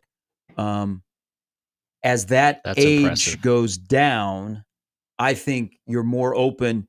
You're more in the, I get the NIL. Yes. I get naming rights on the stadium compared to the older folk that they just want the purity of what a Saturday at Memorial Stadium is 1 o'clock, like. no Yeah. TV. All right, when we come back, we'll talk some Northern Iowa football. The talented play-by-play voice, JW Cox. J.W. Not just JW. Mm-hmm. Not a J and a dub. I bet people call him J-Dub, though. I don't know him well enough to say that, though. You can, if you want to sneak it in. Like, so J-Dub, let me ask you. Just call him Dub. Why stop there? What if I call him Coxie?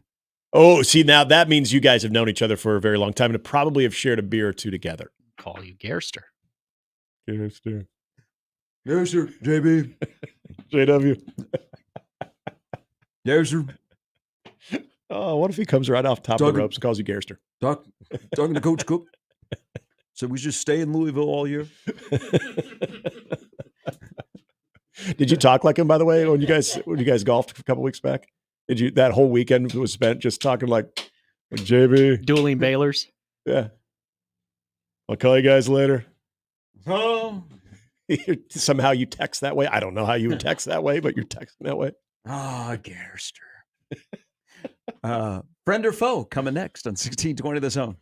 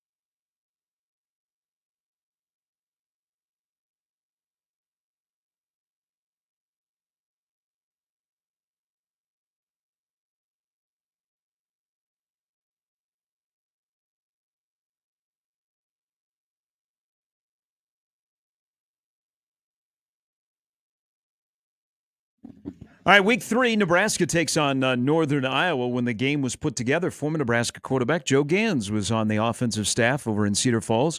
He has departed, but Northern Iowa still has a quality head coach. Mark Farley has been there. Farley has been there for a long time. Successful program. Northern Iowa will be here on September 14th, and so will their radio voice, JW Cox, who joins us now. Good morning, JW. Good morning, guys. We share a mutual friend. Sean Aronson is a good friend of mine. Sean Aronson is one of the best people on this planet, and so I'm glad anybody can share him as a friend. Yeah, he's a great guy and a tremendous broadcaster, and man, what a summer for him, right? I'm so glad he got his shot to do those Twins games, and that's good to know. That's good to know. So we're all good people already. He's not listening, so you don't need to suck up to him. But he gave me a list of questions to ask you after your time with the Saints.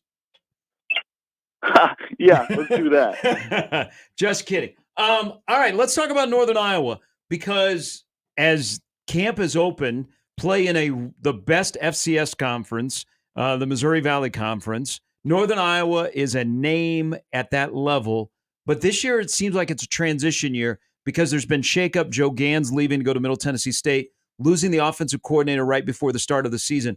What do the new coaches look like on this staff of a veteran head coach?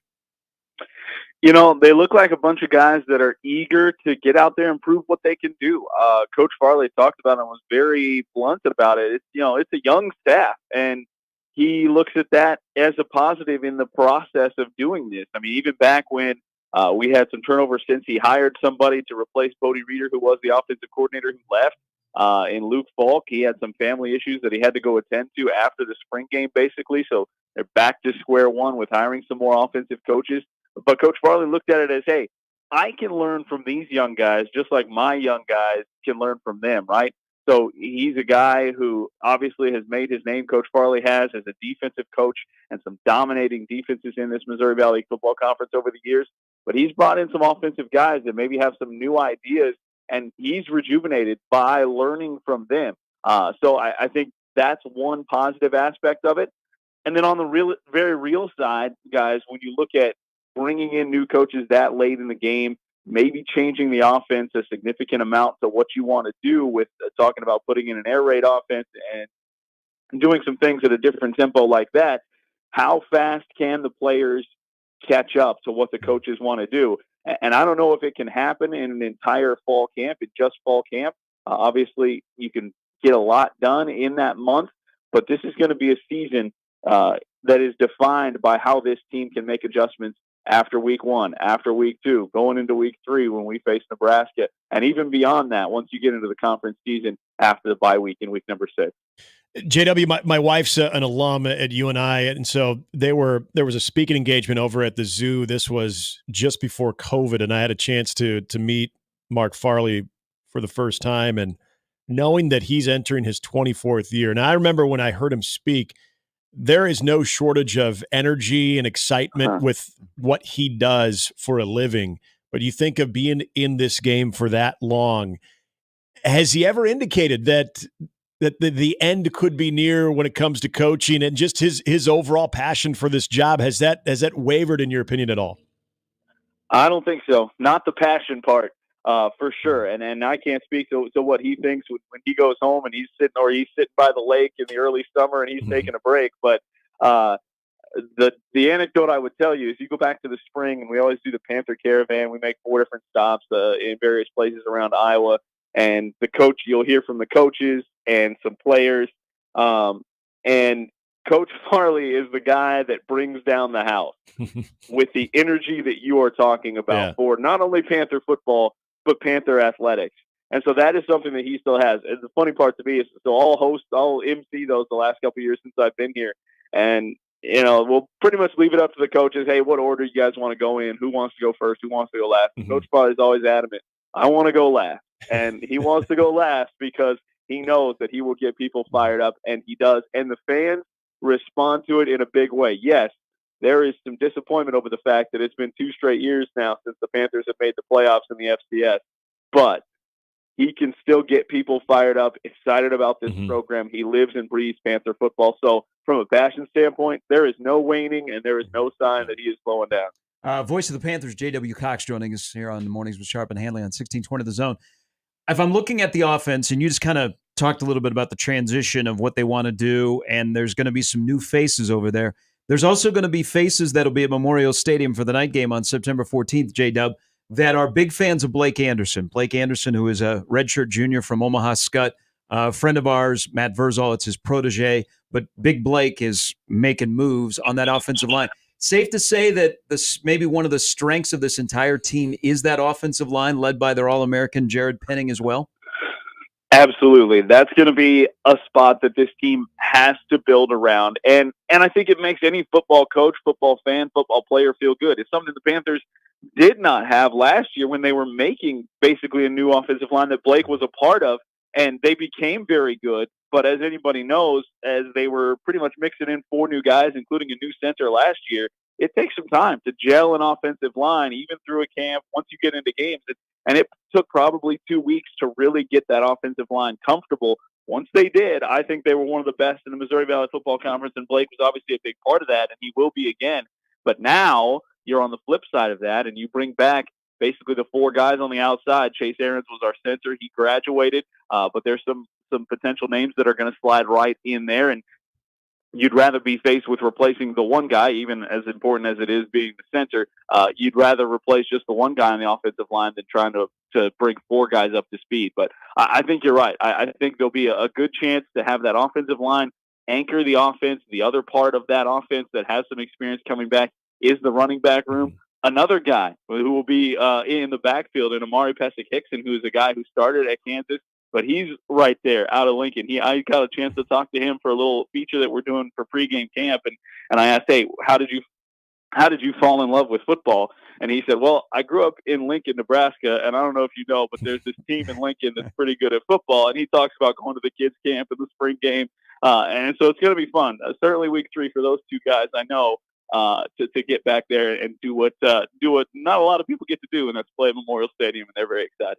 I remember watching, Northern Iowa would make some very uncomfortable situations for, say, Iowa at times and Iowa State at times, where they've even gotten the better of those schools in the past.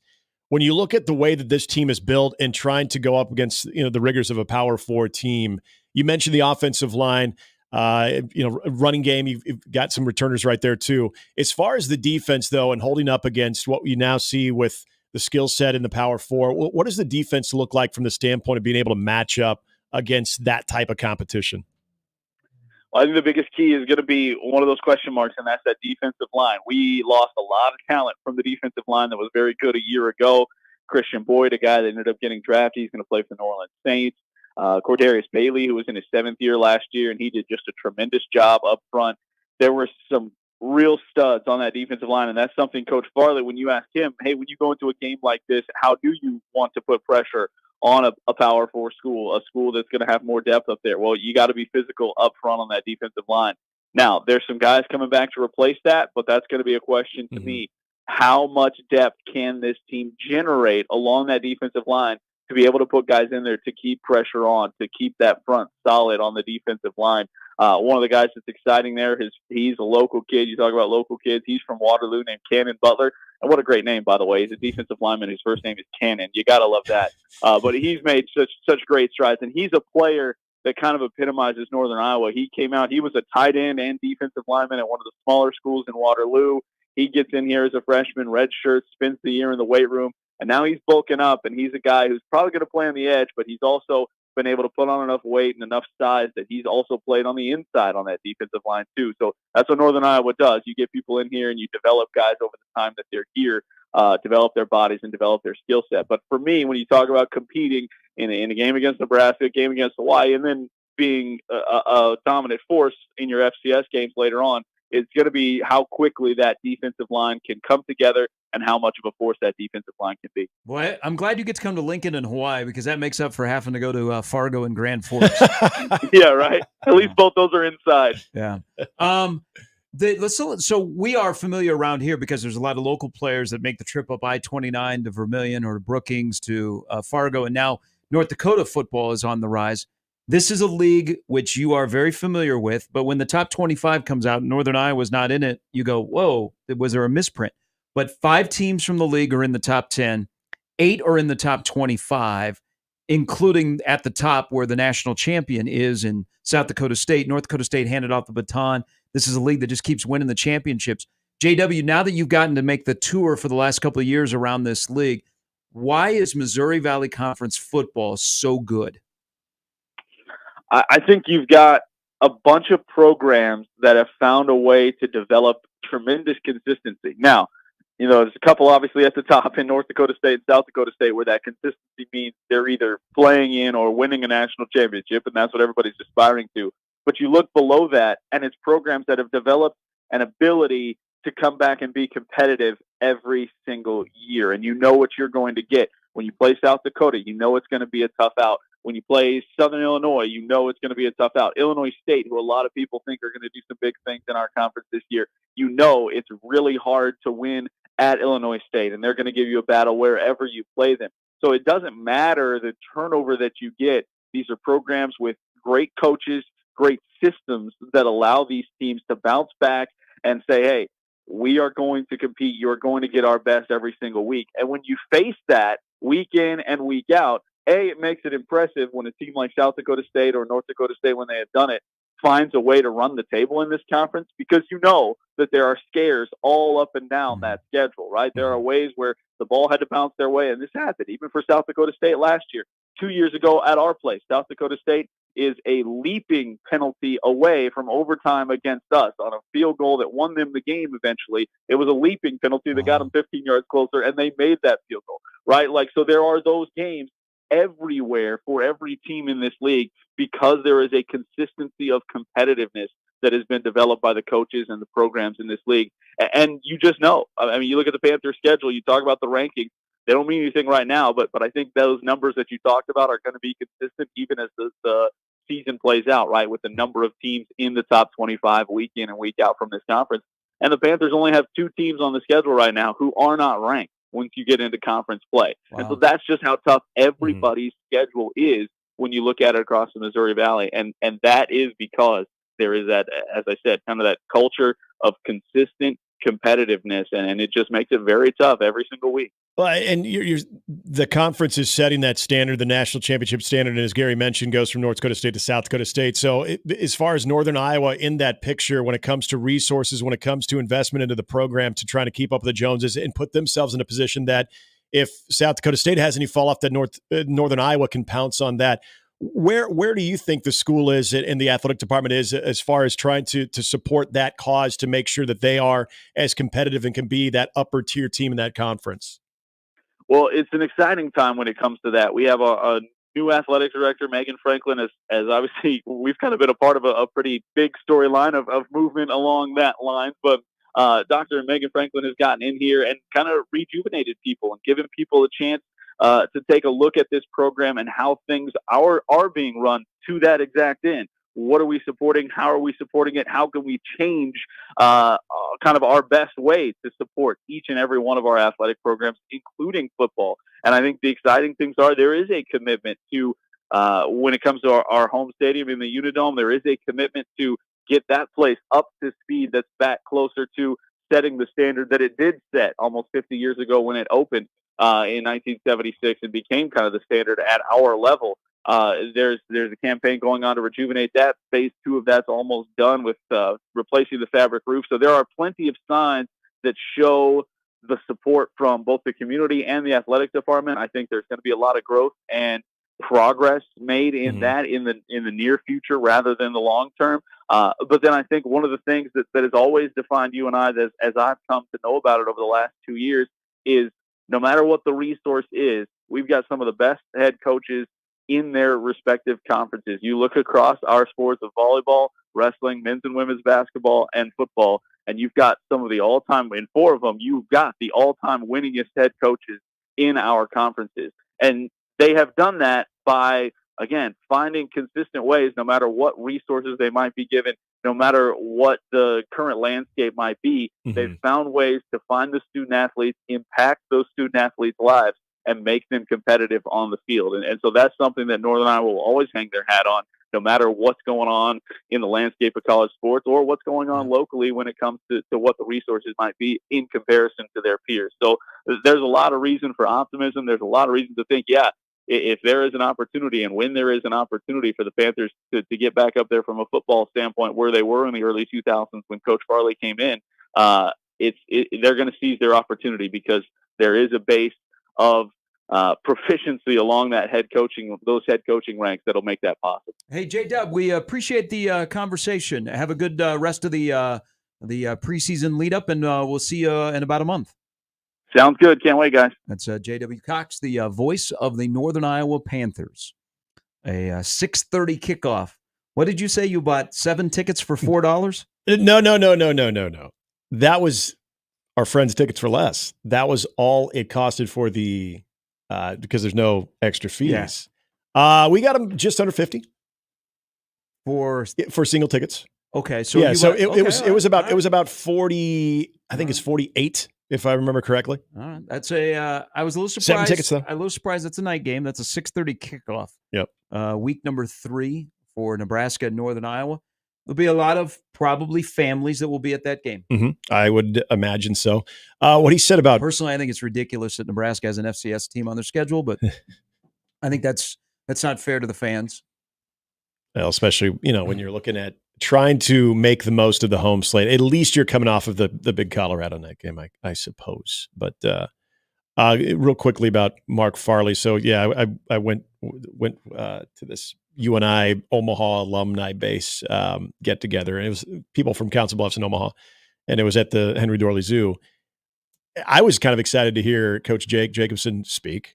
And I didn't know much about Mark Farley. Good. Coach Jake is a good dude. He was very smooth. They got to get back to winning, though, in basketball. Yes, they do. But he was, you could tell, very confident guy, but just very smooth.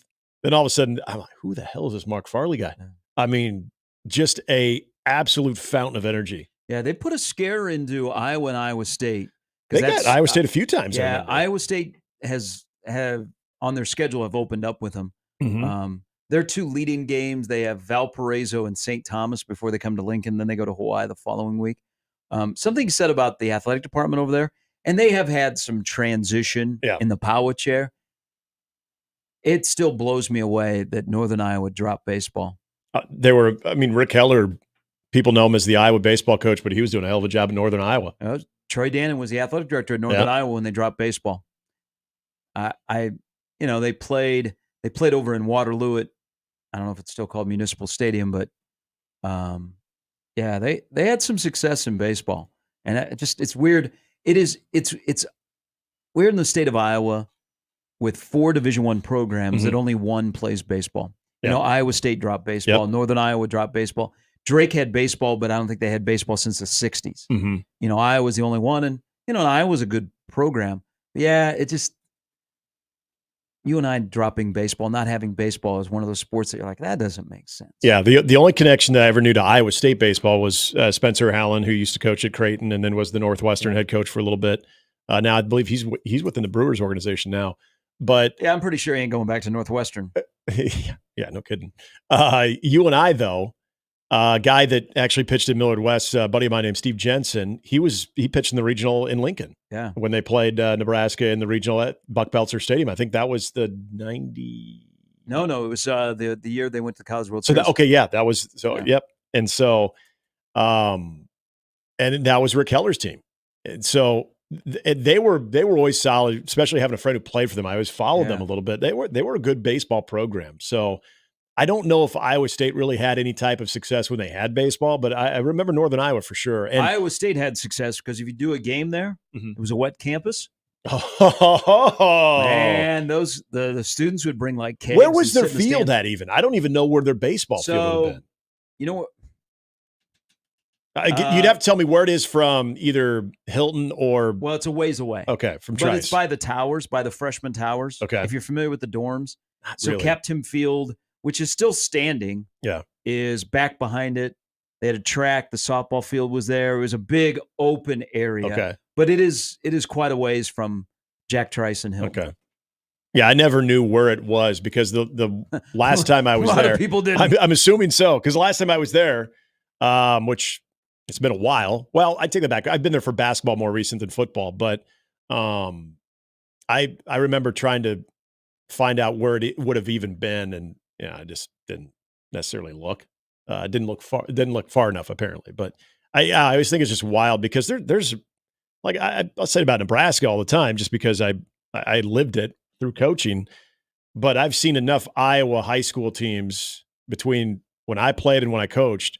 There's amazing talent, and good for Nebraska, because if they're not going to the Iowa roster, Nebraska's, they've reaped the benefits of having a lot of in-state talent from Iowa on their roster as well. Creighton has as well. So it surprises me that you have really one Division I baseball program, and it doesn't make much sense to me. But hey, I get it. Would you like a Uncle Gary just nerdy Rain Man note about Iowa State baseball? Yes, because I know, honestly, the only thing I know is Spencer Allen. Nebraska was the last team to play at Cap Tim Field. Oh, really? Yeah. Okay. So what year was 2001. that? 2001. Okay, so they eliminated baseball right around when Northern Iowa was maybe a few years after that, right? Northern Iowa was 2009. Okay, so it was quite a ways after that. Okay. Wow. Iowa State. No one even thinks about it. I mean, it's been that long where no one ever even thinks about it, that they even had one. 8-year-old Gary Sharp, Iowa State baseball camp. Oh, yeah? Was dared by the older campers to chew tobacco. Oh, at 8? Yeah. You know what they forgot to tell me? Did you do it?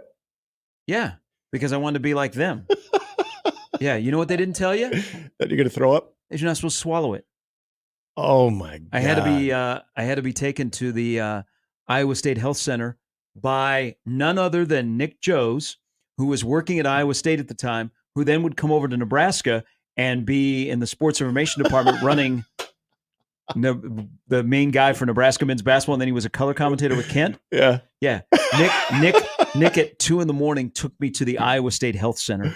Oh my! 8-year-old Gary Sharp, who had swallowed a wad of tobacco because they didn't tell me that you were supposed to spit, so I just sucked all the juices in. Yeah, and then I just. Oh, if only Naked Gun had come out before then, and you learned something from the players' wives. Oh, so every time I see Nick, and Nick is now back at Iowa State after stops here, and then he went to Baylor and Mizzou. Oh my God! He always brings up that story. That's not a good story to revisit. But why? But they didn't tell me. And today he doesn't chew tobacco. Like when you start chewing tobacco, do you know that you're not supposed to swallow it? The Sandlot taught our generation. Oh, that's a good point. Yeah, that is. I did not. Also, what to do with lifeguards when drowning. I think I had good advice, because whether it was just actual, chewing tobacco and just putting in like the leaf or the snuff, as opposed to, the leaf of chewing it. See, if it was the ones that you had the big water, you're chewing it, that I could understand where, it's just like Big League Chew. It just has a little bit kick. And at some point, you either spit it out or you swallow it. But that stuff is the most juicy. That's what I always said. But when you put it in the lip, I knew not to swallow that. I mean, that was like, first thing I ever did was Kodiak. And that was like freaking, between that and Copenhagen, was like fiberglass through your lip. Dennis Martinez and Lenny Dykstra, John Kruk, they teach you anything? I remember my hands feeling tingly and everything. I'm like, yep, I think I'm on the verge of throwing up. But if I never swallowed a wad of chew. I know many who have, though. So you're not alone, and I know many who have had some at least immediate health issues when it came back up. On a tilt-a-whirl. Did you recover? I mean, was it a day-long thing or what? I mean, I was sick. I imagine. I mean, I vaguely remember them telling me that my skin was yellow. Oh, yeah. Well, that's not good. Did you tell them you're a Hawkeye fan? That's why. If there's anything to learn on that, youngsters, as you're making your way back to school, if you're 8 years old, you're too young to chew. Yeah, just start smoking instead. We'll save. Hey, I got them back. I got the tobacco world back. Yeah, get some P-Funks when you roll into school tomorrow. You know, when you're that age and you're being Mr. Pranky with phone calls. Yeah, I called Hy-Vee and I said, "Hey, do you guys have Red Man in a can?" The person goes, "Let me go check." Came back and they said yes, and I go, "Well, let them out." Why didn't you ask about if their fridge was running too or something? That was the next year. Good Lord. I remember those days. You were like the original Jerky Boys, weren't you? That was fun making those we all did them. Prank calls. You call the bowling alley and ask how big their balls are. Yeah. God, those days. Depends what month is Do it. kids still do that? No, I don't think that. No. I don't think the Caller ID killed it. Yeah, it did. Kids are missing out. Yeah, I think the art of pranking. Now they all just assume it's a robocall and they don't answer. That's true. You know? All right, we got to take a break. Brandon Vogel a little bit later. John Butler spoke yesterday. Hello. You don't think he's been around the block? Yeah. By the way that he spoke. But if you say that Nebraska is foolish, I've got a response to you about something they're doing with John Butler. That is a smart move by the head man. We'll get into that as we roll through the last 2 hours. Plus, after the break here in about 10 minutes or so, you got a chance to win something really, really friggin' cool. Oh, yeah. And Nick will tell you. I will tell I was going to say, we will prank you. We'll call you. We'll pretend you won, but then we'll tell you at the very end that you didn't win. What was the other one we did? These were lame. You call somebody and go, hey, is your refrigerator Yeah, the running? refrigerator. Go catch it. Go catch it. Yeah, that was... I can't think of the other ones we did. Everything they did on The Simpsons. Well, then there was the Prince Albert in a can thing. Ours was Red Man, called Hy-Vee. The Red Man in a can. And the guy was like, hey, well, let me go check. 1 The fact second. they said that in a can is impressive. Usually it's in a bag. Be like, think oh, that it's helped- actually in a bag. I think it helped my improv ability when I got to radio because I was like a jerk and I could make prank calls and I wouldn't laugh. Yeah, and you wouldn't be uncomfortable about it too. No. Like you had all the confidence in the world and no fear. That's a big part of it. That's a big part of public speaking. Wait, are you saying all the years I was calling a-hole, I'm in the right profession? All right, I found my people. Well, The Simpsons also helped that too. Oh, with, they did? Yeah, with a lot of the pranks. So the prank calls. And then, of course, me and all my brothers were huge fans of Jerky Boys. Now, those got a little, let's just say I don't think the Jerky Boys would be able to operate in 2024. Those got a little racy. Yeah, that wasn't a problem Little back in the controversial. 90s. Yeah. Things were simpler in the 90s. Yeah, there was things. Old Frank Rizzo was, let's just say he'd be canceled right now. Who wouldn't? Yep. It's a Not badge Frank Wright. It's a badge of honor on 1620 The Zone.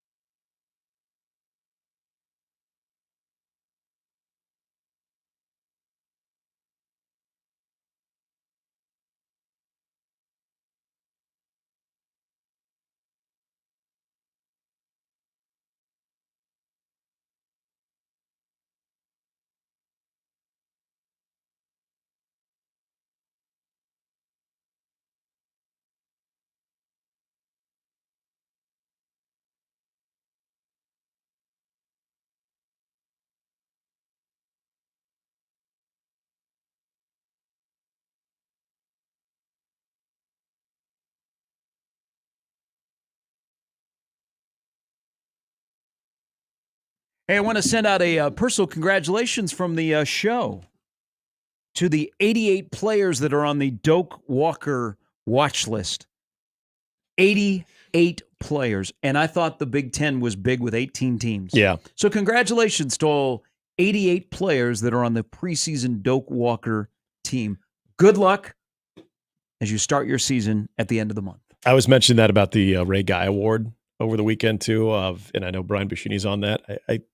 I've come to the conclusion, if you have attempted at least 5 punts in a career, you're on the watch list.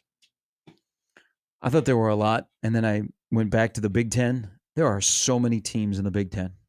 So many teams. We kind of saw that during Big Ten Media Days when they had the backdrop and you have all of the team logos.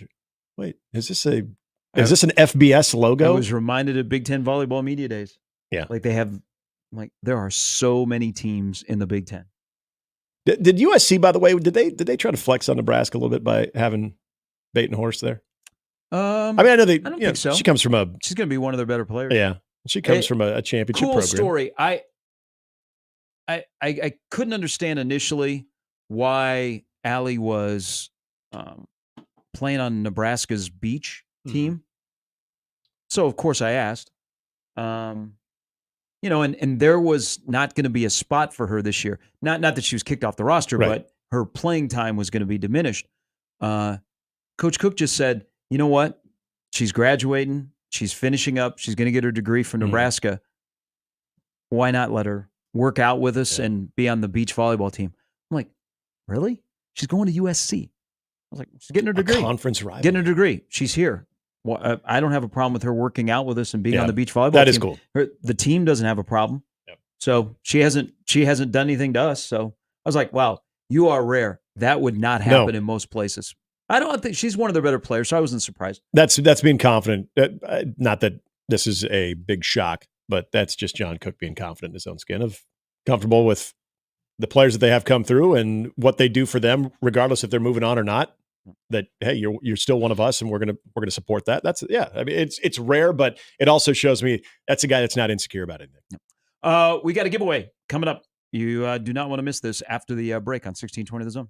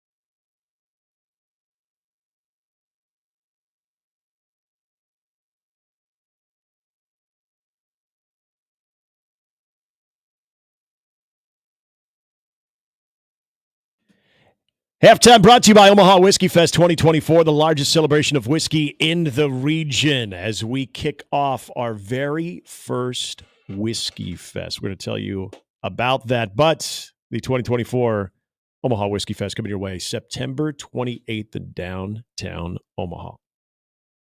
So, y'all ready for this?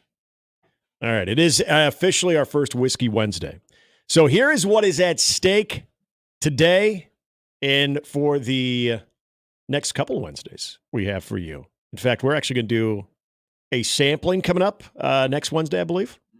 All right, so we've got a pair of tickets to the Omaha Whiskey Fest that we are going to put up for grabs. Now, you got to play along with this, and we're going to have a little fun with this one too. I don't think you necessarily have to be a whiskey connoisseur to be able to play this, but we're going to make it with a little football twist as well.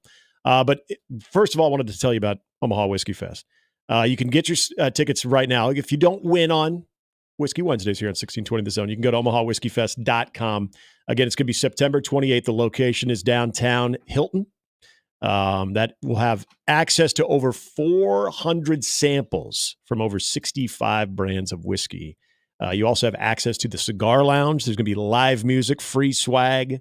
You've got custom glassware. There's so much more. OmahaWhiskeyFest.com is where you can get all the information to this. You can also check them out on Facebook, Instagram for updates and all kinds of chances to win free tickets as well. But we are giving you that chance. So what we're going to do each Wednesday, we're going to do a little Whiskey Heisman game. And this one, I'm going to ease everybody into it because I think this one will be probably the easiest one to get. So if you know the whiskey that I'm talking about, you've got to give us a call at 402-951-1620, okay? 402-951-1620. But I'm going to give you some hints here, too. So we're going to do the Heisman whiskey game.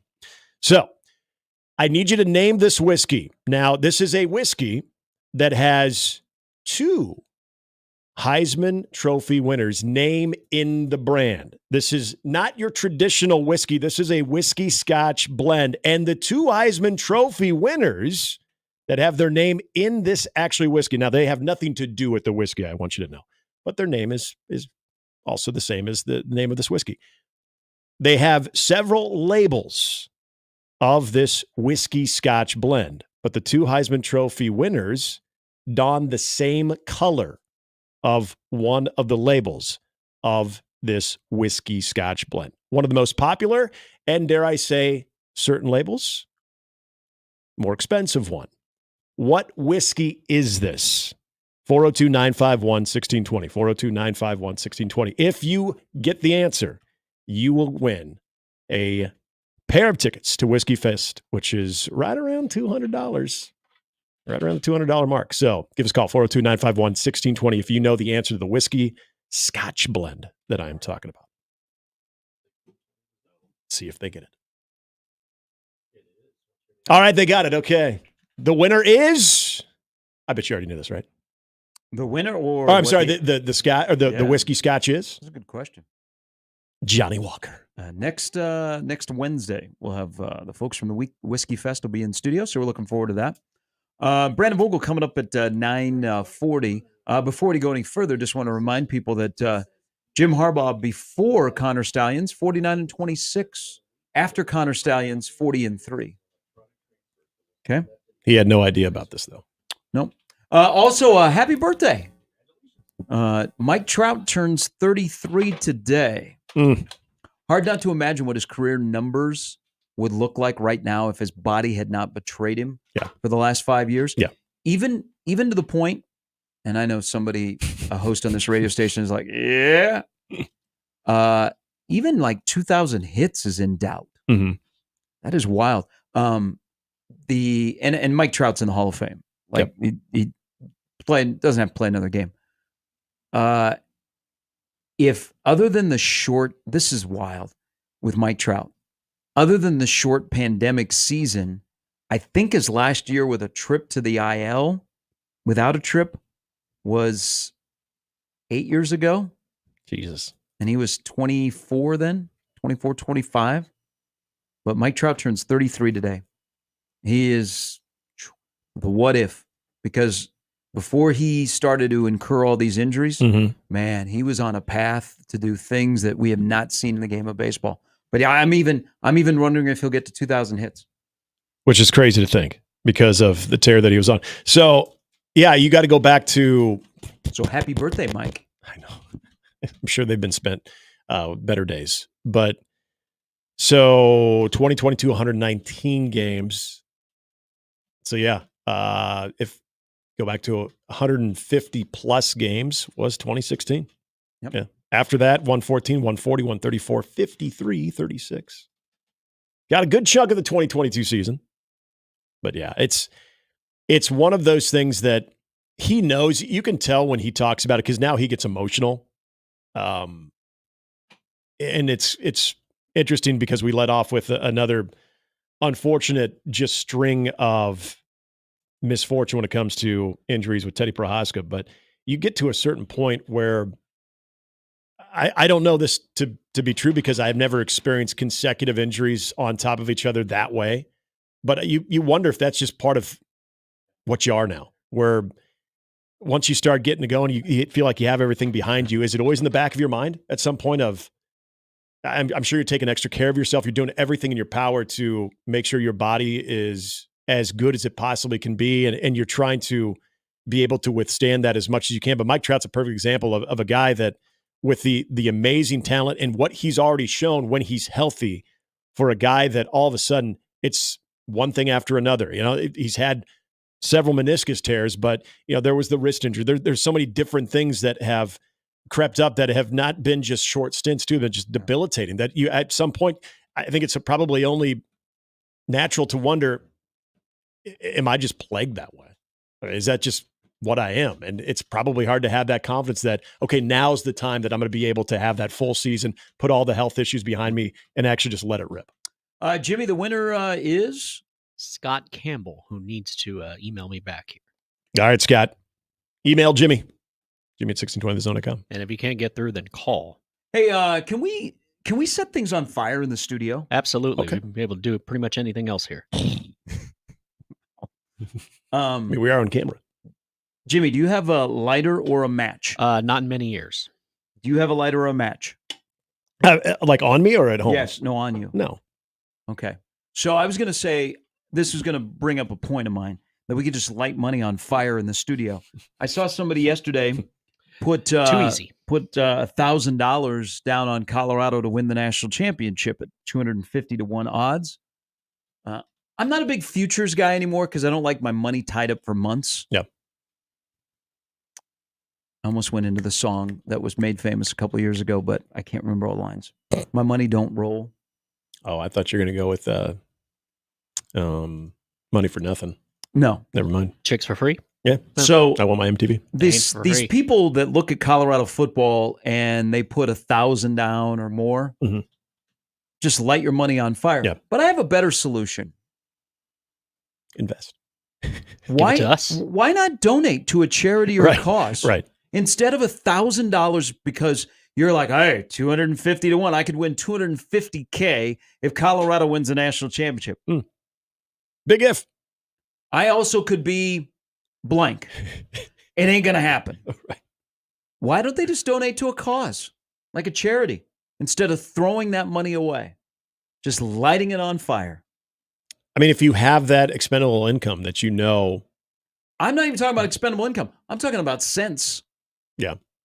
Because there's another thing about Colorado football. We need to have a serious discussion. Because 1 month from today,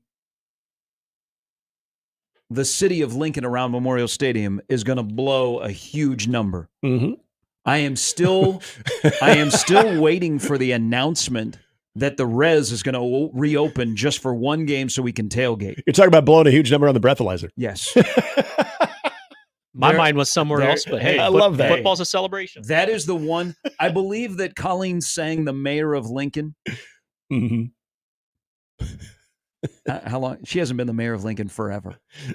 But she was the only mayor that I ever interviewed on KLAN that was like, she goes, oh, you're so nice. So sweet. she's always going to be your mayor. She was an older lady. She's like your grandma. Yeah. She goes, I always like talking to you. You're so sweet. Doesn't that make you feel good though? Sounds like Coach Devaney. 20 years later, people are like, you are a friggin'. I'm like, oh, Colleen's saying R.I.P. Come back. Yes. Takes you there. But it's like, I believe that they will make a proclamation in Lincoln that debauchery is okay. Yeah, it's encouraged. Like that one day from a certain 6 to midnight, you can do whatever you want in the city of Lincoln. So we're going to declare a purge day. Yes. But they need to reopen the Like res the for purge? one game. The res needs Yeah. to have tailgating for the Colorado game, which is 1 month away. I don't know why they haven't done it yet, because you got to plan. Yeah. Like you just don't get up and go, I'm going to go tailgate at the res unless you're in college and you're like, man. And you're committed to it. That Excedrin has kicked in. But Man, I was you're really watching. taking me to a time and place. So I was watching Colorado videos on their official accounts. They do put, kind of interesting, they do put out a lot of video of, it looks like plays they're running. Fights. Which is really odd. But they have done something else. Yesterday, they're showing a practice video of Shadur under pressure, steps up in the pocket, and launches this long ball down the field. Then all of a sudden, there's an edit, and you don't see the ball in the air going into the wide receiver's hands. You see a quick edit, a terrible edit, and then the player catches it. It's almost like one of those fake trick shots that they splice together. Yeah. That's what it looked like, and I'm like, are we missing something in there? From the flight of the ball to the edit where you see the receiver catching it in the end zone, you can't fool me. You're telling me you couldn't find one highlight that was actually just natural? All of the stuff they do, that looked terrible yesterday. Yeah. You are not a serious football program, okay? You are not. Nope. But apparently the guy that has $1,000 that thinks that Colorado's going to win the national championship 250 to 1, light your money on fire. But you gotta watch it. It's on their official account. The edit is brutal. I'm like, we're hiding something now. What happened there? Last year it was the Tiny Buffs, but the $1,000 real quickly. Usually, would you call that an investment? I mean, you're gambling, but when you do investments, sometimes it's a gamble anyway, right? So don't you have good advice? Doesn't people usually that want you to invest wise in your money? Here's my advice. Nebraska has a better chance to win the national championship than Colorado. There's my advice. Oh, I'm watching this. Iowa has a chance to win the national championship before Colorado. See? That is terrible. That's really bad. You know what? I always appreciated the CU wasn't known for its film school. Oh, that's bad because it goes to basically from behind the quarterback cam to then behind the end zone. Yeah, okay. And whoever caught it has his Twitter handle on the back of his practice jersey. Wow.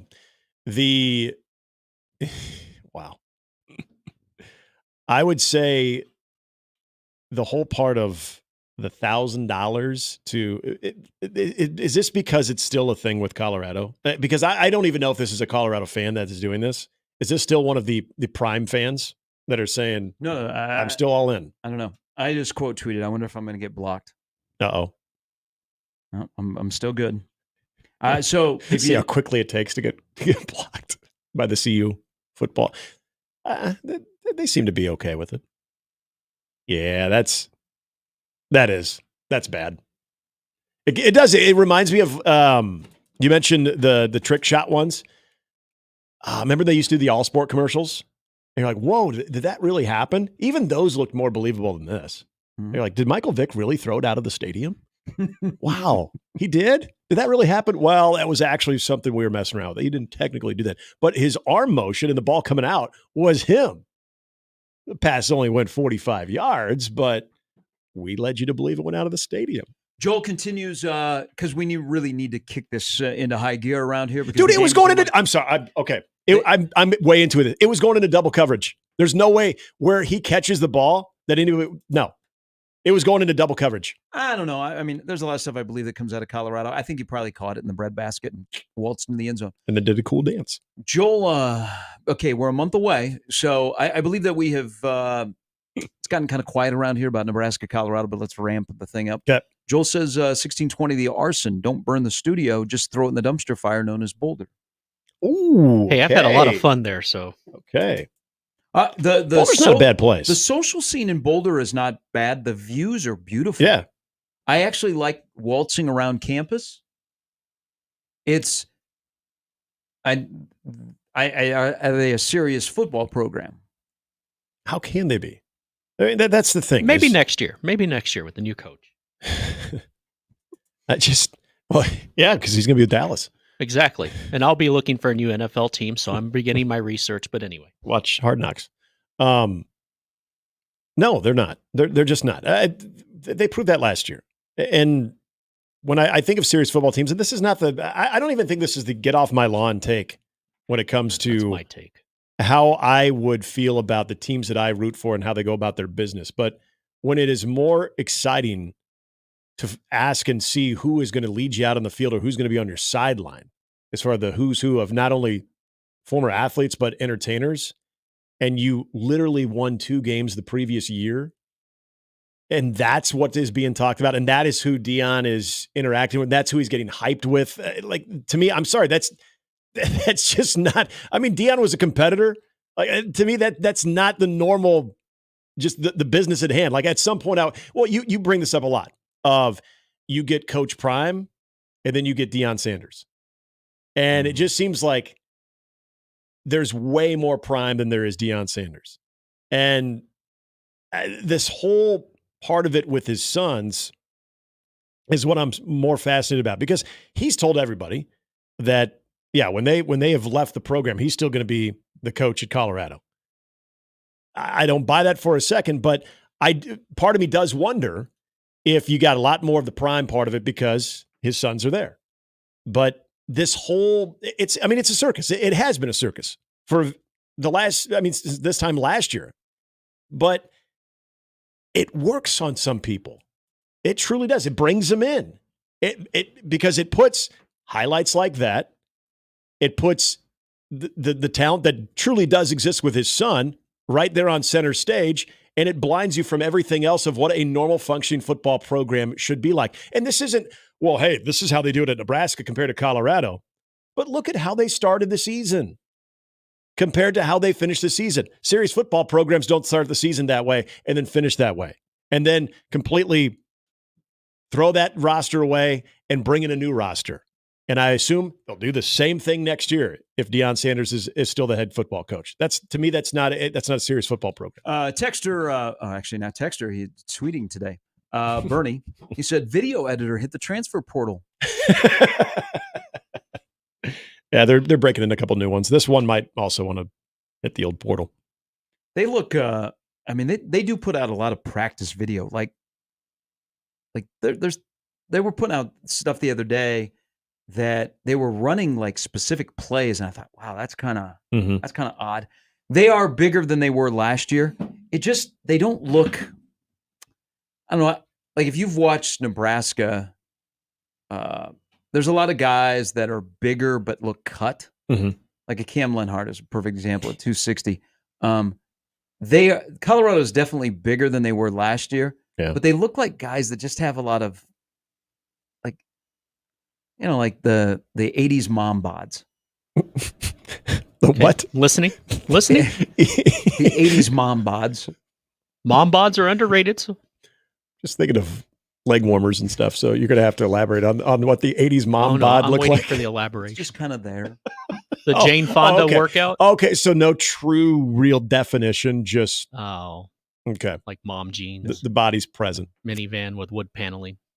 All right. I don't think I've ever heard the 80s mom bod, but I like it. When we come back, John Butler spoke yesterday.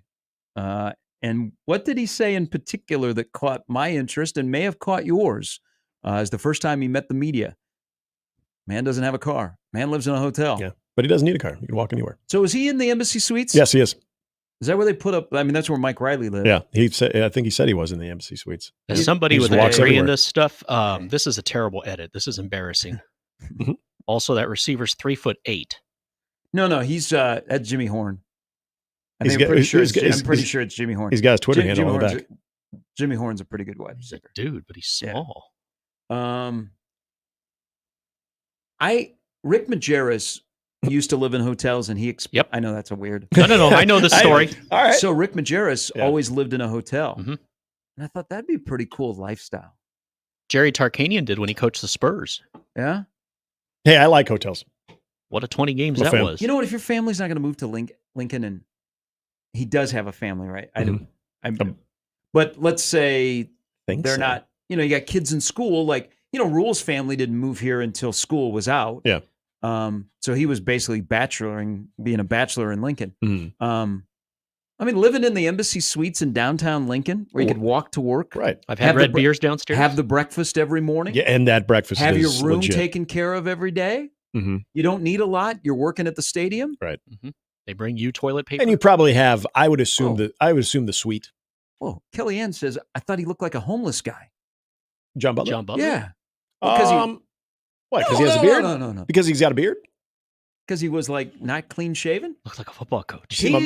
He's working. He's grinding. Yeah, that's true. Yes. He has the look of a grinder. He's wearing some You're black right. shorts and knee-high socks. Look of a guy who does not have a car, but doesn't need a car because he's going from place to place on his 2 feet. I'm over people looking like Diaco. Okay.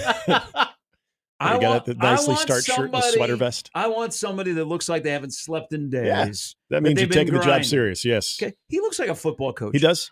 I wouldn't look at him and go, "Hey, are you homeless?" They reek of nicotine and coffee. Did you guys watch any of Hard Knocks last night? And who knows? Maybe homeless guys that are, continue to ask for money outside of the Walmart at 72nd and Pacific. Maybe they know how to coach football. Maybe. We got a vice presidential candidate. He knows how to coach Yeah, football. he does. Knows how to be a DC. I know. That was not the first thing I thought of. There's a guy who looks like he's homeless. Now I see why he needed a job. Did you guys see any of Hard Knocks last night? Yes. Okay, so they went over the Eberflus look, the new look that he has. Apparently, and that came from his wife. Apparently, the women like the beard because he had the beard. And then he ended up doing the hair different because of his wife. So maybe John Butler's because it tickles. Wife, girlfriend, fiance. Maybe she likes that look too. I don't know. I saw him and his GM, and they looked like they were on the yacht rock band. They did. Yes. Oh yeah, at the house where they had I've got thoughts on just the first one. We can get to later. But Steely Dan. We'll talk about Nebraska's new defensive back coach because a lot of people will be talking about him. Not because he lives in a hotel, or he doesn't have a car, or he used to be homeless and out of a job. I mean, technically, he's homeless because he's living in a hotel. But isn't that your home? That's your home, though, right? No, you're not homeless if you live in a hotel. Home's a state of mind. That's true. Okay, yeah, you're right. If you have shelter, no, let's go back on that one. Let's ask some homeless people. Is that the same thing? Nobody's going, consider- it's going to be really hot outside. Let's go check in on John Butler because he's homeless. Take him a fan, some water. Here's your box fan, coach. And some bread. Some radio guy in Omaha was going to steal it. Let's go check on John Butler. We're getting it. We got a heat wave. We know he's homeless. You can take him some of your bread and cheese. You're right. If you're in a hotel, you're not homeless. Those are accommodations that would not consist of being homeless. You're right. I just thought technically he has a home that he's not at right now. He's not living under a tree at 108th and Maple. No. Or actually, it's 104th. Fort. Yeah. Well, you get off the interstate there. Oh, yeah. Is the tree still standing? Disco Diaco, that's one of the commenters. I like that. That could be He's not holding the cardboard sign saying need a lift. LYFT. Get me to North Stadium. You could probably live in Lincoln without a car. I mean, there's a lot of college students that do it. They just don't live in a hotel. It's a scooter. Let's get him on the scooter. They sell those bike thingies that you can. Yeah, I'm not coordinated to do that. I like what I heard. We'll discuss Nick's homeless guy. That's the defensive back coach coming up next.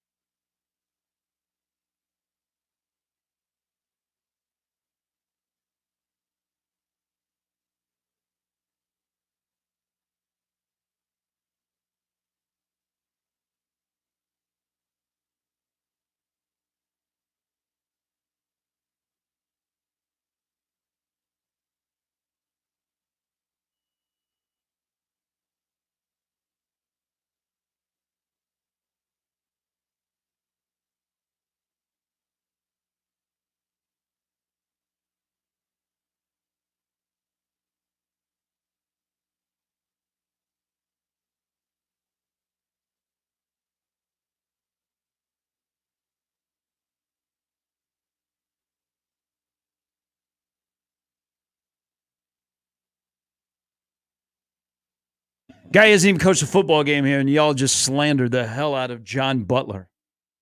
I'm here to protect him and bring him back. Well, I was just responding to me or Nick? A text from one of our listeners that said that he looked homeless. And I said, well, I guess technically from his current residence, he would be. I didn't say he looked. Okay, I gotta see his picture. So he's a hat guy, and they'd come off the practice field, so he was not wearing his hat.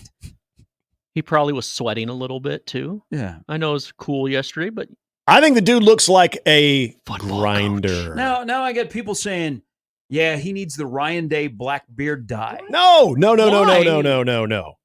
You see what I got going on? People think I have a mustache. I don't have a mustache. The only thing that's colored on my beard is the mustache part. I have a gray. I am not standing for any of this. Okay.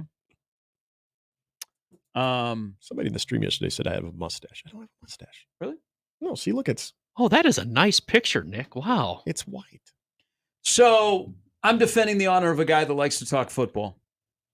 If you are the one thing the Rule has done with this staff, and Rule is the same, and I think we ask good questions to get good answers. We're getting better at that. Mm-hmm. Is his staff likes to talk ball. Yep. Like they're not going to give away, all the secrets, but they like to talk ball. And John Butler last in his 15 minutes yesterday, and first time he's met the media, there's a guy that's a vet. Okay, he's a very mature coach. Mm-hmm. Okay, there's no willy-nilly, I'm going to, kneel to a vice in Lincoln. Okay? Yeah. I'm there to do business. Yeah. Okay, I'm there to be a football coach. Well said. He's so the veteran part, but God, just listening to him, he would be fun to sit down with a beer. Homeless people drink? Just asking for a friend. I've been told yes. I can't believe I can't believe I have to address this. This is just absolutely ridiculous. You don't. He doesn't look homeless. He looks like a ball coach. You don't. It was brought up, and I said by the definition of what I thought, because he lived in on a beach in Jersey or waterfront off Jersey, that he wasn't there anymore. We are being so Nebraskan this morning that he wasn't living at his house. It's absolutely ridiculous. It is. Okay. This guy does not look homeless. Another follow-up here. Maybe it's because Cooper was so much better looking. Sorry. I haven't looked at a football coach like that. I don't either. Okay. So let me finish the thing about John Butler. So John Butler, at 15 minutes yesterday, I can tell that he likes to talk football. Mm-hmm. He also was in a room. So, when you're in a defensive back room and you got 30-plus guys in there, he's got quite a few guys that also like to talk football, that all they want to do is head down, work hard, win, and they like to talk football. So I can see how he would connect with guys that don't want any of the circus stuff. He doesn't connect with those guys that are all the, hey, look at my gloves, look at my wristbands. He's a guy that likes to connect with people that like to play football and like to talk football. And he's got a couple of guys in that room that have high football IQ. So I can see that. One thing that I thought about listening to him talk, because, he's learning a different variation of a defense, but he's also in a position where, Nick, he's got five of the guys on the field he's responsible for. Right. 5 of the 11 are the responsibility of John Butler. There's versatility, there's flexibility, but you know what I think will help him in his transition, in his month on the field with his guys as he gets to know them, is that Nebraska is a passing offense now.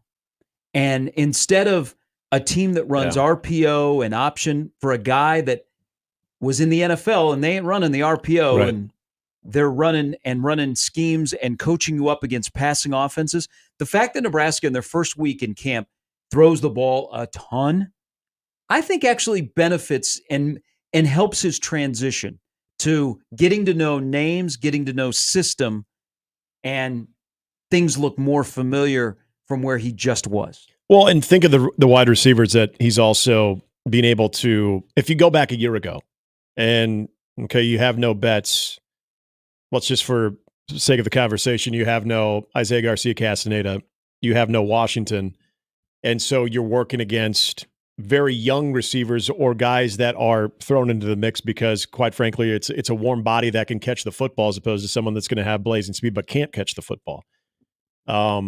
So guys like Banks Naor, Jalen Lloyd, even Alex Bullock, guys that understand route running, Jaron Bonner. So you have different size bodies. You have guys that are skilled in the craft of what they have to do to better the offensive side, but also your defensive backs being able to work against that type of group. We talked about this after Saturday. You see the first wave of receivers, then you see the second wave of receivers, and you're like, damn, there's a lot of options there. And then also with your tight end group too, the pass catchers that they have working against them day in and day out. I think it's absolutely 100% correct this situation isn't ideal for anybody. And John Butler even said as much, but Nebraska's fortunate he was available. Yes. I mean, if he's working in Buffalo and he's still the defensive back coach, he's not on Nebraska's radar at all. So timing is everything. Availability is everything. Mm-hmm.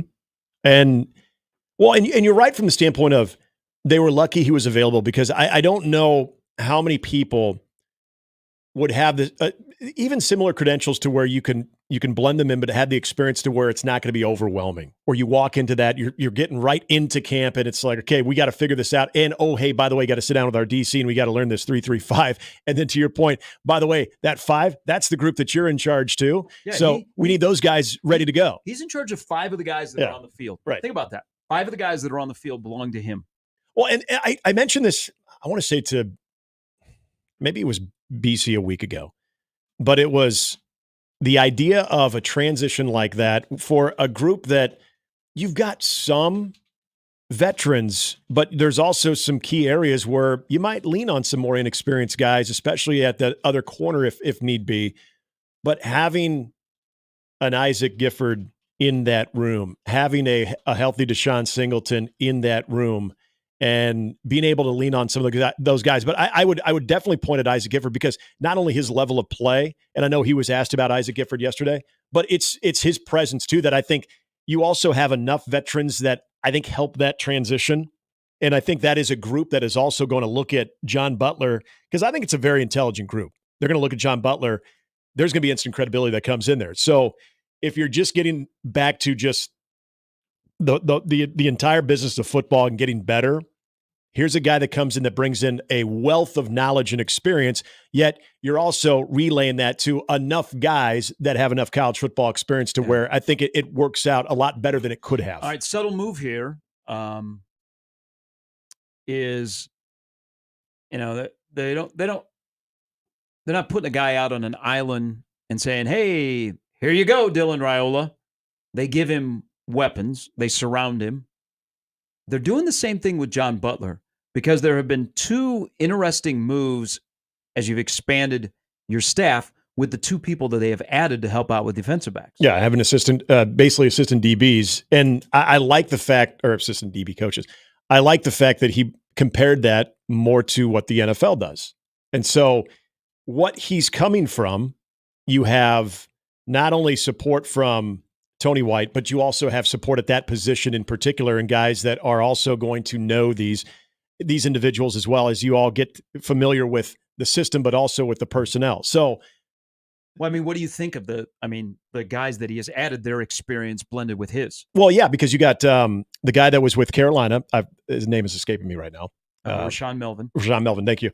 That you have a guy that's also with, part of the NFL system, so he's going to be able to have that type of transition also with John Butler. So there is that skill set there, that the support more than anything of being able to take a group that can I think still be considered a strength with some of the guys you have in there, but also ultimately being able to transition, because that wasn't an easy situation for most programs, and we'll see if this works out. But to be able to add assistants to that position on top of a new face, and given that those are NFL guys as well, I think that's huge for them. Well, they've added somebody else. They've added another familiar face, 2 guys on that staff. Why am I blank on this one? Who? Tariq Thompson. Okay. Who was a defensive back at San Diego State. Oh, yeah, that's right. Tony White was over at San Diego State for just 1 year, but he was a really good player at San Diego State. Up-and-comer, wants to get in the business, has knowledge. They add another person to help out with defensive backs. I mean, there's always they're always thinking ahead. They're always very strategic. Like, I haven't gotten to this. I think another subtle strategic move by this football program and what they're trying to build is who Dylan Raiola's roommate is. Elliot Brown, yeah. Yeah. You don't think that was by design? Yeah, definitely. They didn't just spin the wheel and go, oh, Dylan, you're with Elliot. Yeah. You know, your dad may know his dad because they played a little. They didn't cross over, but they both played at Nebraska. No, it's because of what Elliot Brown stands for and wants to be. You put him with the show. Mm-hmm. Yeah, everything is very, very strategic, but helping out John Butler as much as possible. And by the time we get to September, we played games. He may not need help, but why leave him on an island where he's like head is like, okay, what are we doing? But the guy likes to talk football. I will say that, man. I bet that room has some good conversations about the sport and how to play defensive back. I like that he also said it wasn't when he got there, he wasn't, and really I don't think it was emphasized to him to all of a sudden you get there and you have to start thinking about camp immediately. You have to start thinking about how you're going to go through camp, because this is the advantage of having a guy that has been both in the college game and in the pro game, that the number one objective is to get to know and evaluate the players that you have in all of those positions and be able to understand them. The camp part of it, that's where you're going to lean on Tony White. That's when you're lean on the other guys of, okay, here's how we're going to break this down, that it's going to, be under Tony White's ultimate plan on how he wants to see these defensive players improve from each level. So just having the perspective of, I'll tackle camp as we get there, but right now it's about getting to know those guys and knowing, do we have them currently in the best position given, my observation, my assessment of that? Are we able to, based on his experience, are we able to maybe cross-train some guys too? Are we putting them in the best position, not only for them to succeed, but for this defense to succeed too? I thought that was an interesting point of view for, I think, most people in that situation that, again, would only be normal to feel a little bit overwhelmed with the timing that you have of getting to know that room, but also feeling like you have to be able to contribute to the camp plan and what you're going to do in fall camp to make that group better. So I don't know. To me, that was a very experienced point of view that he had. A couple of stream comments here. Walter says that Ryan Day uses shoe polish on his beard. It's really dark. I mean, that wouldn't shock me. There was who? You don't think that guy? That's all natural. How old is he? He's in his 40s. No. Was Ryan Day 45, 46 years old? Yeah. I'm 45 and I have way more white than Ginge in my beard. Now, I also don't have a full head of hair either. But no, that's not all natural. The shoe polish thing, interesting though. Omaha says, amazing how Colorado lives rent-free in your heads.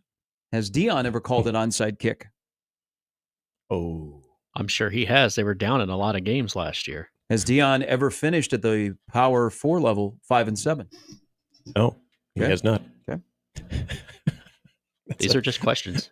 That's our flex right there. Yeah, because they got nothing else, because they do have scoreboard on Nebraska. They do. They have scoreboard on Nebraska. That's okay. That's why you play the games. That's why you play the games. And a month from now, Nebraska and Colorado will play. And Big Red Overreaction will be quite interesting. Why don't they do it from the res? You have the power to make that happen. No, not anymore. It's not going to be open, right? They're still not talking about opening that thing up. It hasn't. Well, it'd be the 10-year anniversary. It would be, yeah. Of the Miami game. Yeah, 10-year anniversary. Yeah, because that's 2014. When the Revs shut down after the Miami weekend. I mean, maybe the bus hit like a bump, and so it was tipping anyhow. Yeah, that was it. Perhaps there was an earthquake, like earthquake last night in the 7th inning That's of the exactly Dodger what game. that was. Hey, full experience. 5.3 in Bakersfield. Yeah. Wasn't it Tuesday? They have a great experience at Dodger Stadium on Tuesday nights. So, earthquake. That's rough. No, it's not even. If you're downtown on the Creighton campus, they have put up the, I guess you call it lettering of Mac. the McDermott Center. Cool. So it's now officially official. Nice. The McDermott Center is up. Looks like it fits in pretty well. Not gaudy or anything. Real quickly, so our buddy Nate Rohr, he was mentioning Todd Haley. Is he talking about hotel living or is he talking about the beard look? I think the beard look. Okay. Because that's not a bad comparison. Todd Haley may have looked homeless. He sure as hell coached like it when he was in Kansas City. And Pittsburgh too. I don't care about the Steelers. I just care about the I Chiefs. don't care about your team. The one time I needed him to win, he did not. Kept Wade Phillips for another year and a half. I like Wade. I do too, just not as a head coach. Talking dirt on Wade. I love Wade. He always looked confused as a head coach, though. Yeah, I'll give you that. Well, yeah, because he didn't start fluting, started Rob Johnson instead. It's 25 years since that mistake. Brandon Vogel going to join us. In case you forgot, a little bit later. Bills fans have not. Not been blocked by the Colorado football account. All right, we're all good. Maybe they'll favorite what I tweeted out. Oh yeah, use it as fuel. They're keeping receipts still, aren't they? I think they are. Oh, maybe they think. I just thought it was a smooth edit. I have TV friends that are like, I don't think so. So you think Colorado's not picking up on your sarcasm? No, they probably think it's pretty cool. They're like, yeah, we agree. Yeah, we got that D in TV one. All right, it's Mornings with Sharp and Handley and Jimmy on 1620 The Zone.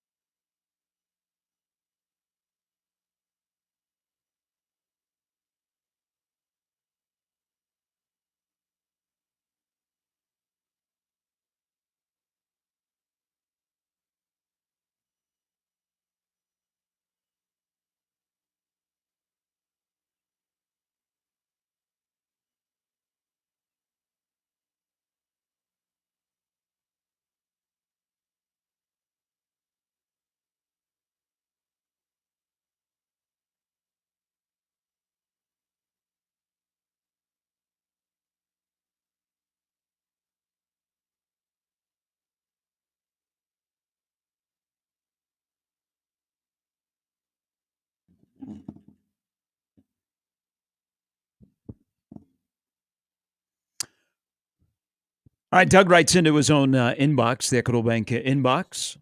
They let him announce the juniors and seniors game. That's what I'm night. gathering here. And throughout the first pitch, 67. That's not bad. No, that's pretty good. That's not bad. Greg Maddux. Not bad. I mean, Doug's in his late 80s. It's not bad at all. Oh. Is he not? No. I've always said you look great for your age. He says, this is a question for the panel. Is Nebraska just average on major injuries and it's just bad luck, or is there some sort of different training they could do, or are players, especially really tall players, carrying so much weight and muscle above the weights that is contributing to these knee injuries?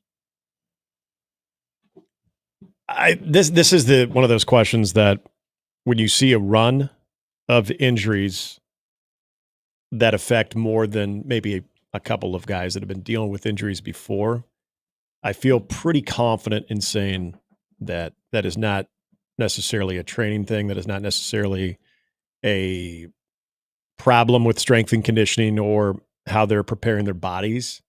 I just think there's certain people that, I would just chalk it up to having really bad luck. I remember this with a lot of the arm injuries that baseball was getting. With when Darren was the head coach and Ted Silva was the pitching coach, and I got that question all the time with the arm injuries of, is their throwing program flawed, or is there certain things that they're doing conditioning wise that is leading to that? Because you're seeing different guys go down that didn't have arm injuries, and to completely shut that down as just bad luck, I think was maybe missing the point. Like, you had to at least be open to the idea of, well, maybe there are some things that need to be reevaluated.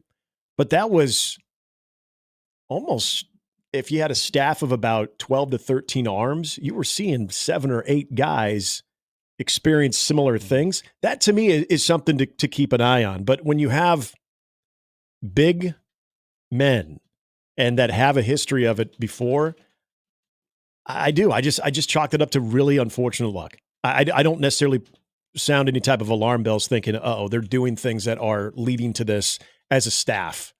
And there could be more to come because they're missing something when it comes to the overall preparation. I don't see it that way. So yeah, I would say, in my opinion, I think that's just not good luck. I said earlier, I think with Teddy, I mean, sometimes when you are long like he is, those knees are not made to have that much weight on them. Yeah. I don't know. I know how the other injuries have happened. I don't know exactly what was going on Monday morning when he suffered this injury. My fingers are crossed that it's not a non-contact injury, that it was during the course of a play. It's still a bad deal. But I think guys that are long, that have a lot of weight on their knees, there's science will tell you that they're not, guys' bodies are not built for that. And, not every lineman is 6'10". Right. Guys are 6'6", 6'5", 6'7". I mean, Teddy is a long 6'10". Yeah, that's also a fair consideration as far as the body size, the mass. I used to talk about this a lot with physical therapists that I know well. And anytime we got into lower body injuries involving it, sometimes it to be in basketball too, but lower body injuries involving offensive linemen at 6'5" or plus, he would say the exact same thing. And he usually pointed the exact same thing that you pointed to as the torso. And when you continue to build that type of more mature mass that you do when you're, say, beyond the age of 20, 21, and it's going to stay on you, that you have to be able to support that as well in your lower half too. And sometimes your anatomy won't allow you to. So sometimes that can just be the way, do everything you can to increase and consistently build your upper and lower body. But sometimes your lower body just doesn't always catch up. And that's the anatomy. That's nothing anybody else is doing in training. All right, when we come back, Hard Knocks episode 1 aired. Who would have thought that Nick Saban would be on? Yeah, now I feel good about the season. I think you should. I think you should. We got thoughts. We got Brandon Vogel coming up as well in 1620 The Zone.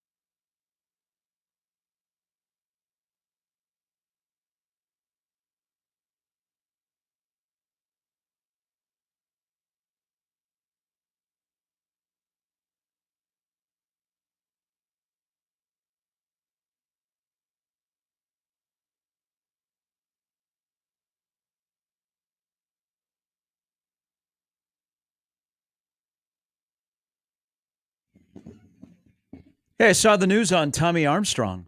Yeah, retiring. He's about to have surgery. Not a bad way. Back-to-back Did the Beef ever lose a game while he was their quarterback? They might have his first year. I know they didn't this year. They might have won or lost one last year. But yeah, 2 titles. Not a bad way to go out. So TA is retiring. He's got some surgery upcoming, and he is giving up the sport of football. Still coaching, isn't he? I believe he is still at Lincoln North Star. Yeah. Okay. Or at one of the new high schools. But that's what he wants to do. Yeah, he was I think he was the OC at North Star. Nice. Playing a little QB on the side, too. Yeah. That would have been a fun time to, I haven't texted Severe about that, but we didn't have that type of run of success. That was always Sioux Falls. Sioux Falls was the team to beat when we were doing it on the radio. Beef, they were always good. Like, they would make the playoffs, and then they would lose. That would have been a fun little time to cover the Beef. One game I went to last year was entertaining. They had loyal fans. I mean, it's exciting to watch. But, man, they had a player come up in the stands at halftime looking for some dude to fight.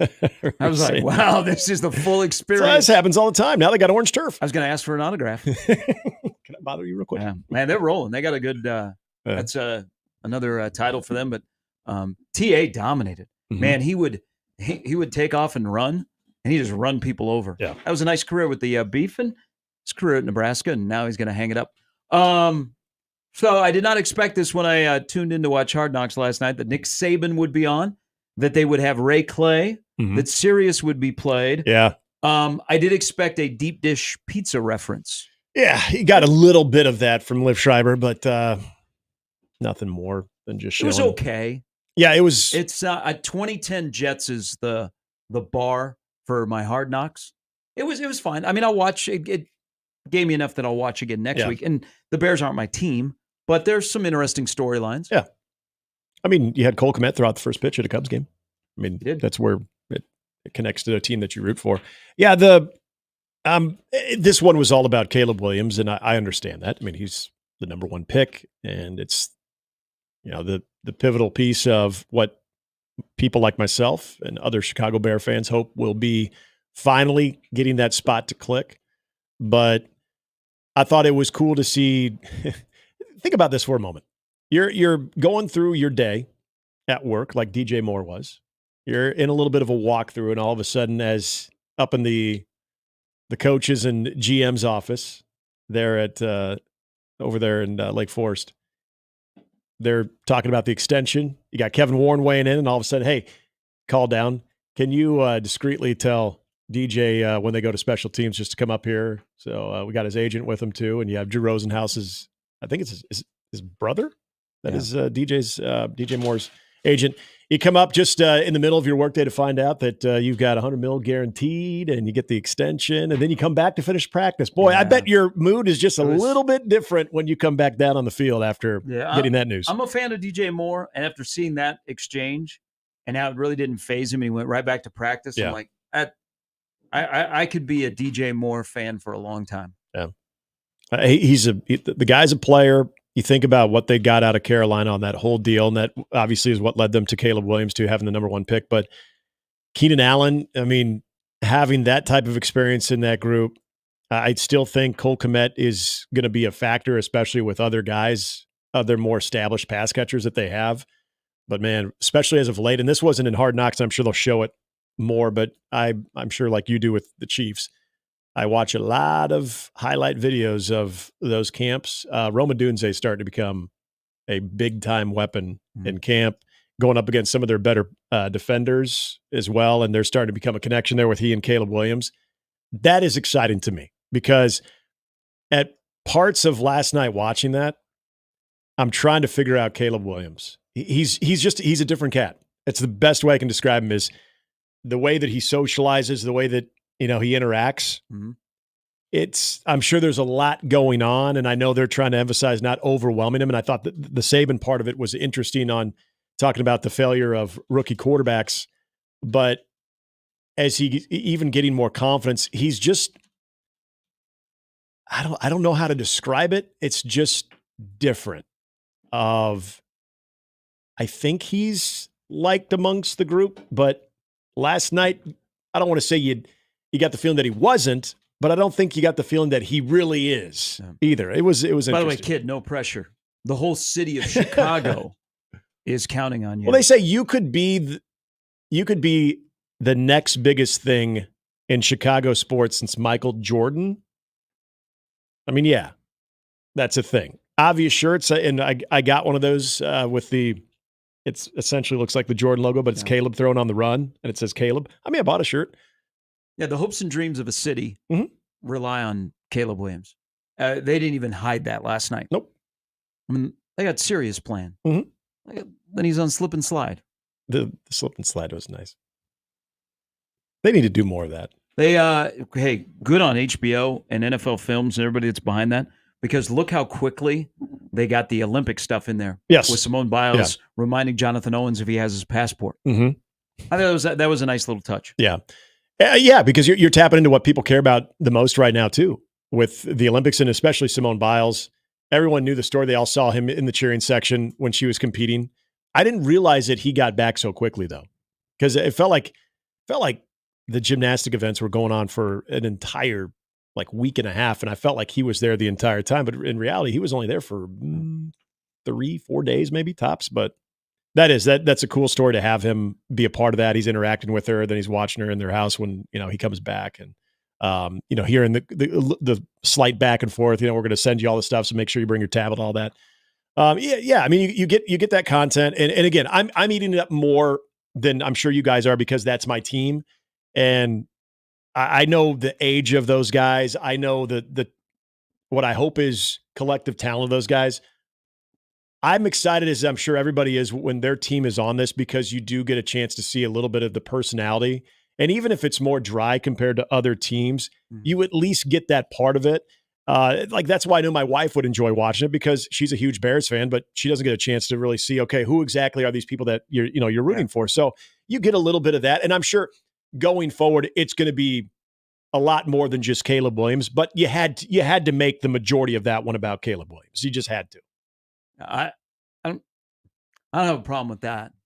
He again, no pressure, kid. I mean, that is all about him. And it won't be, because I like as we were talking last week, I like who they have on offense. Mm-hmm. I mean, I think the Bears are much improved, and they may have figured out the quarterback spot. So he doesn't have to be Superman in year number one. Right. But boy, to that fan base, which you're part of, mm-hmm. The hopes and dreams of Chicago are all on one man. All on one man. Also, be remiss if I didn't mention the Canadian Eagle, Theo Benedict, that did the Proud to be an American, or God Bless the USA, sorry, in a bald eagle Speedo. And the fact that he's from Canada. That was pretty good. So now people are going to be rooting for Theo now, too. Or the Canadian Eagle, as Matt Eberflus. I'm sure a lot of people will. Yes. All right. Brandon Vogel still to come. We got thoughts. We got conversation about some things. We've yet to dive deep into the tackle position now that Teddy is out for the year and what is next. And also we got to get some context to something that was said in Lincoln yesterday, that it's don't read it, listen to it, and you'll understand what Terrence Knighton was saying. Plus, we'll get you updated on the Olympics that are going on. Day number 11 today over in Paris. Is this not the handball? Is this live? Yeah, I believe this is live. USA Volleyball? Mm-hmm. Okay. USA Men's Volleyball is in the semifinals. The women, which feature 3 former Huskers, is in the semifinals as well. All right, it's Mornings with Sharp and Handley and Jimmy on 1620 The Zone.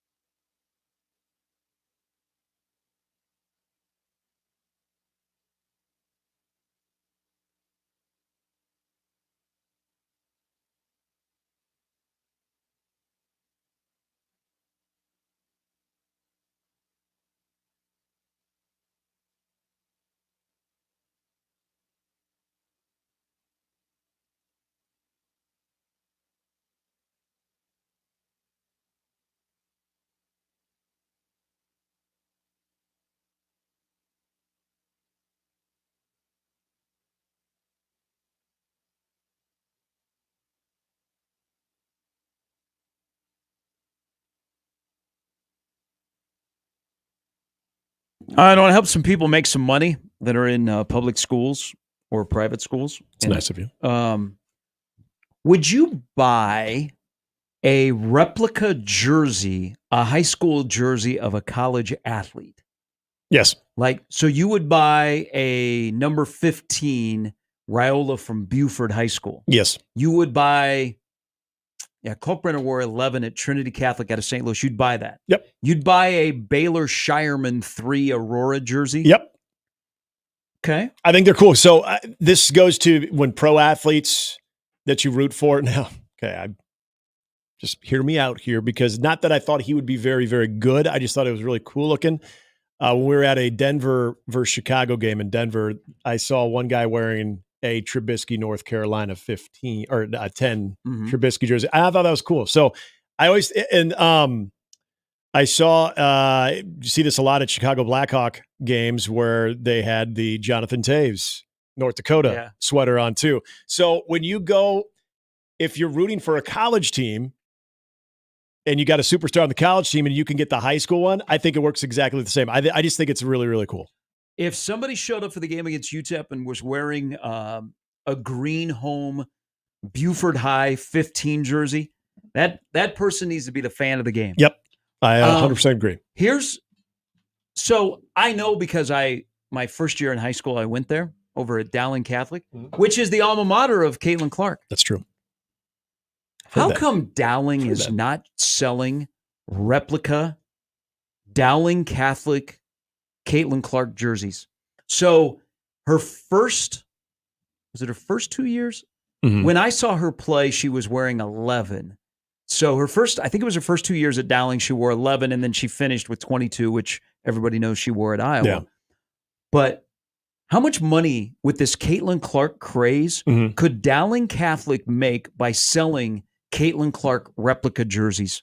It'd be insane, because between the Fever, I think you still see Iowa jerseys too for Caitlin Clark to see the high school one. Yes. Especially if you could get the last name on it. It says Dowling. Does it just say Dowling on them? I don't know. It says Dowling Catholic. Dowling Catholic. And then it said Clark 22. People would know, because they associate 22 and Clark to Caitlin Clark. They're like, oh my God, you got the high school jersey? One of the cooler things was, oh man, it would have been at the 2020 Waste Management Open, which is the only one I've ever been to, and that was at the Pro-Am Day. That was right after Kobe had passed. And so a lot of the golfers during the Pro-Am, and I remember Justin Thomas was wearing Kobe's high school jersey over his polo. You see the Lower Marion jersey. Yeah, the Lower Marion one. Yeah. And so that was really cool to see. I think Finau was wearing it as well. There were a bunch of guys that during the Pro-Am round, and I think even on 16, because 16 is just different than every other hole, they allowed you to wear different things like that, even during the tournament. So, and again, when you get the nod back to the developmental, whether it's an academy or high school, that is so cool. I love that. So if you could do, like, there should be Jalen Lloyd Westside jerseys being worn. Like, that'd be really cool. Brian writes in, he goes, would there be an age limit? He goes, I don't know if I'd be comfortable wearing someone's high school jersey as an adult. I'm just looking at making money. Yeah, I don't think if you're in your 40s. Dowling Catholic is missing an opportunity here to sell Caitlin Clark jerseys. I mean, everybody I've seen in the jerseys that are either the old college or the Lower Marion ones. I mean, JT was probably in his 20s, but he's also a professional athlete, so he probably same rules don't apply. I think most people are probably in their 20s, maybe early 30s. I think you get into the 40s or 50s. I understand that. That's probably not your look. Hey, but why isn't Buford High School selling Raiola 15s up here? They should. I feel like everybody always taps into the Nebraska fan base. There would be people that would buy them. Absolutely, they would buy, because it's a unique color. Mm-hmm. You would buy that jersey and you would wear it, and people go like, "Hey, where'd you get that?" Yeah. Go, yeah, man, I got this link. The high school is selling the jersey. I'd like to have that, because everybody's going to have the 15. Yeah. Maybe give a little cut to the athlete. Mm-hmm. You get a little for your athletic department. You get a little cut for the athlete. Yep. Now I hope somebody comes up with, that is not affiliated with the Raiolas, is wearing a Buford High 15 in the stands against UTEP. if you make it on your own. No, you can't make it. That's what are we doing here? You Just don't make a saying. jersey on your own. Well, what if they don't make them available? I'm not saying I'd have the ability to do that. I don't. Knockoff. Not very good with the. You'd be a scammer. Well, but what if it's just for yourself? You're not actually selling it. You're just making it because people. We were just talking about Owens, and you saw that shirt he was wearing of Simone Biles. What are you working for? Fanatics?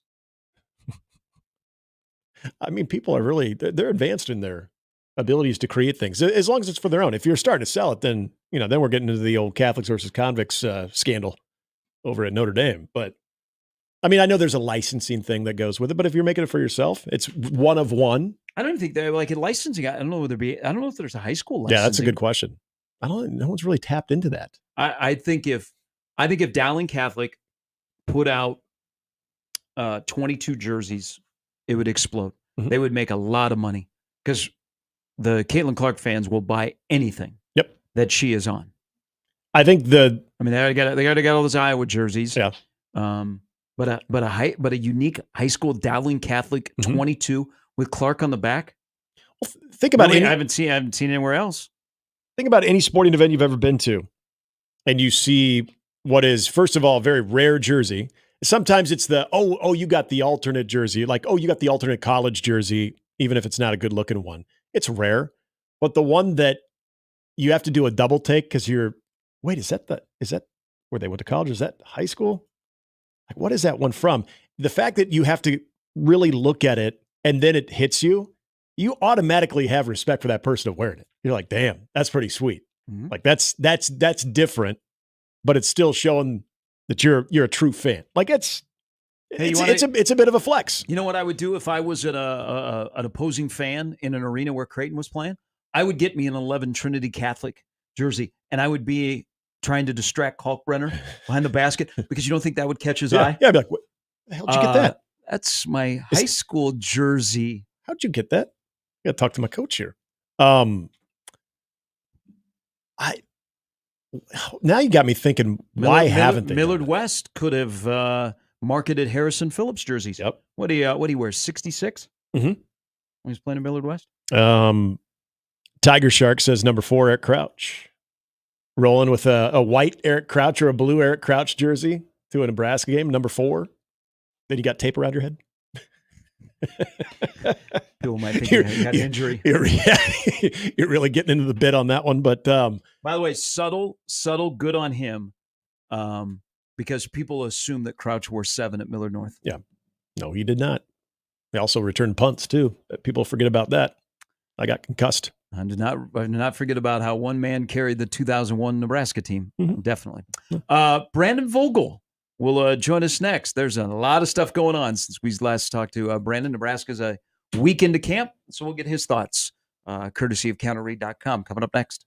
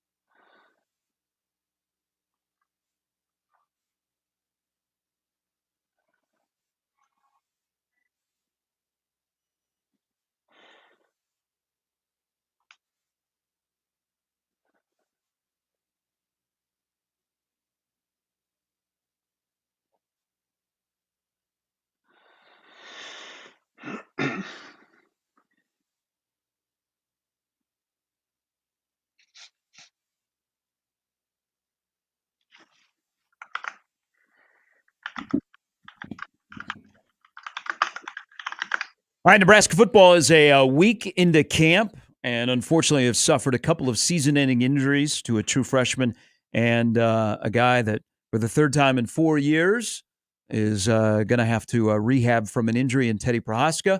So let's bring in Brandon Vogel from counterread.com. Good morning. Good morning, guys.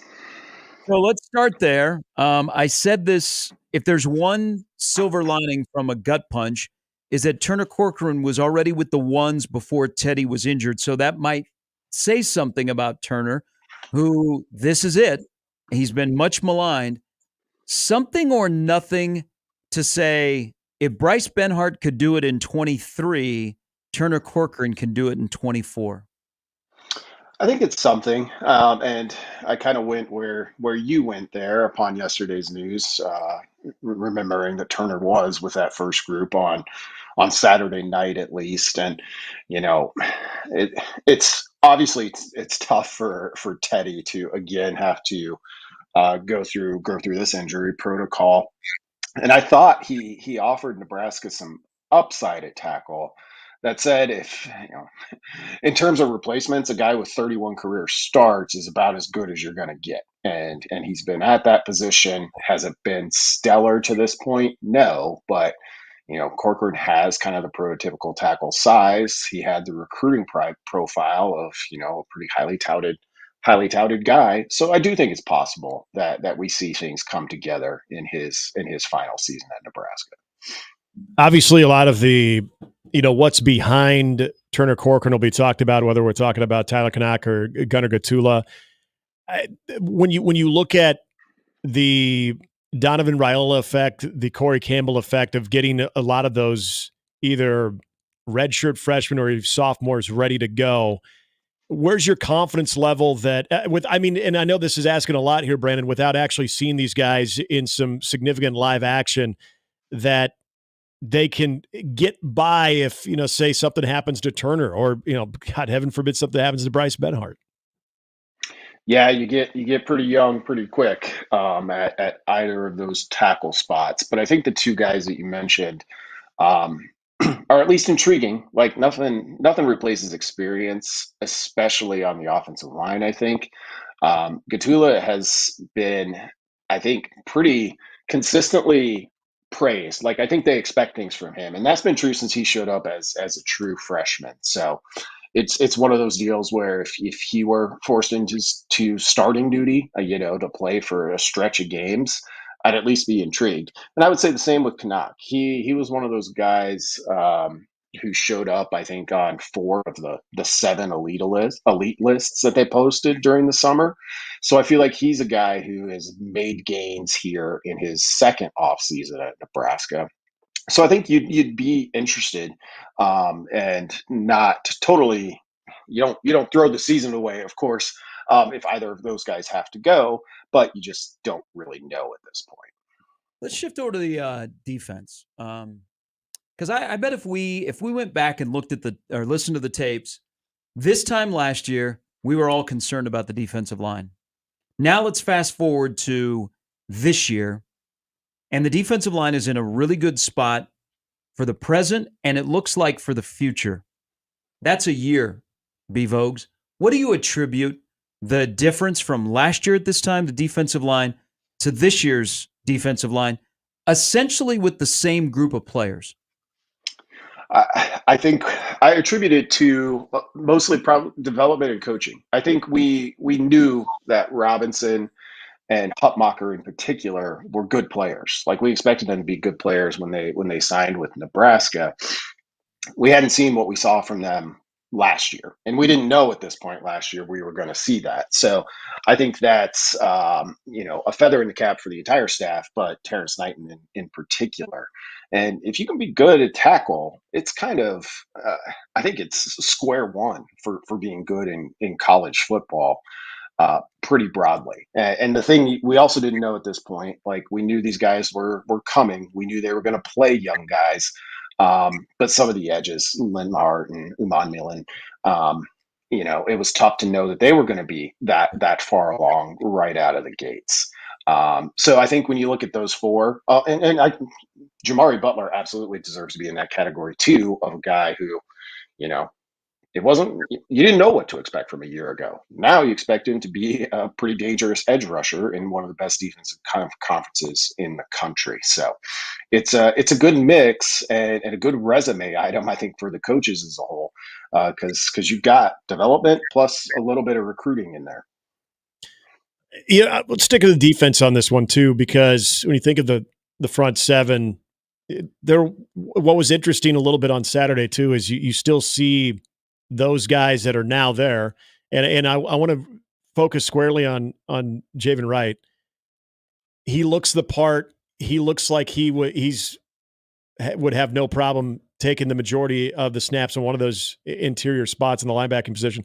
When you look at that group and what we expected out of, the Henriches of the world and the Reimers, obviously those are tough shoes to fill, but just on first glance, does that group, in your opinion, maybe not get talked about enough, but one that looks like they're maybe further along than what we expected?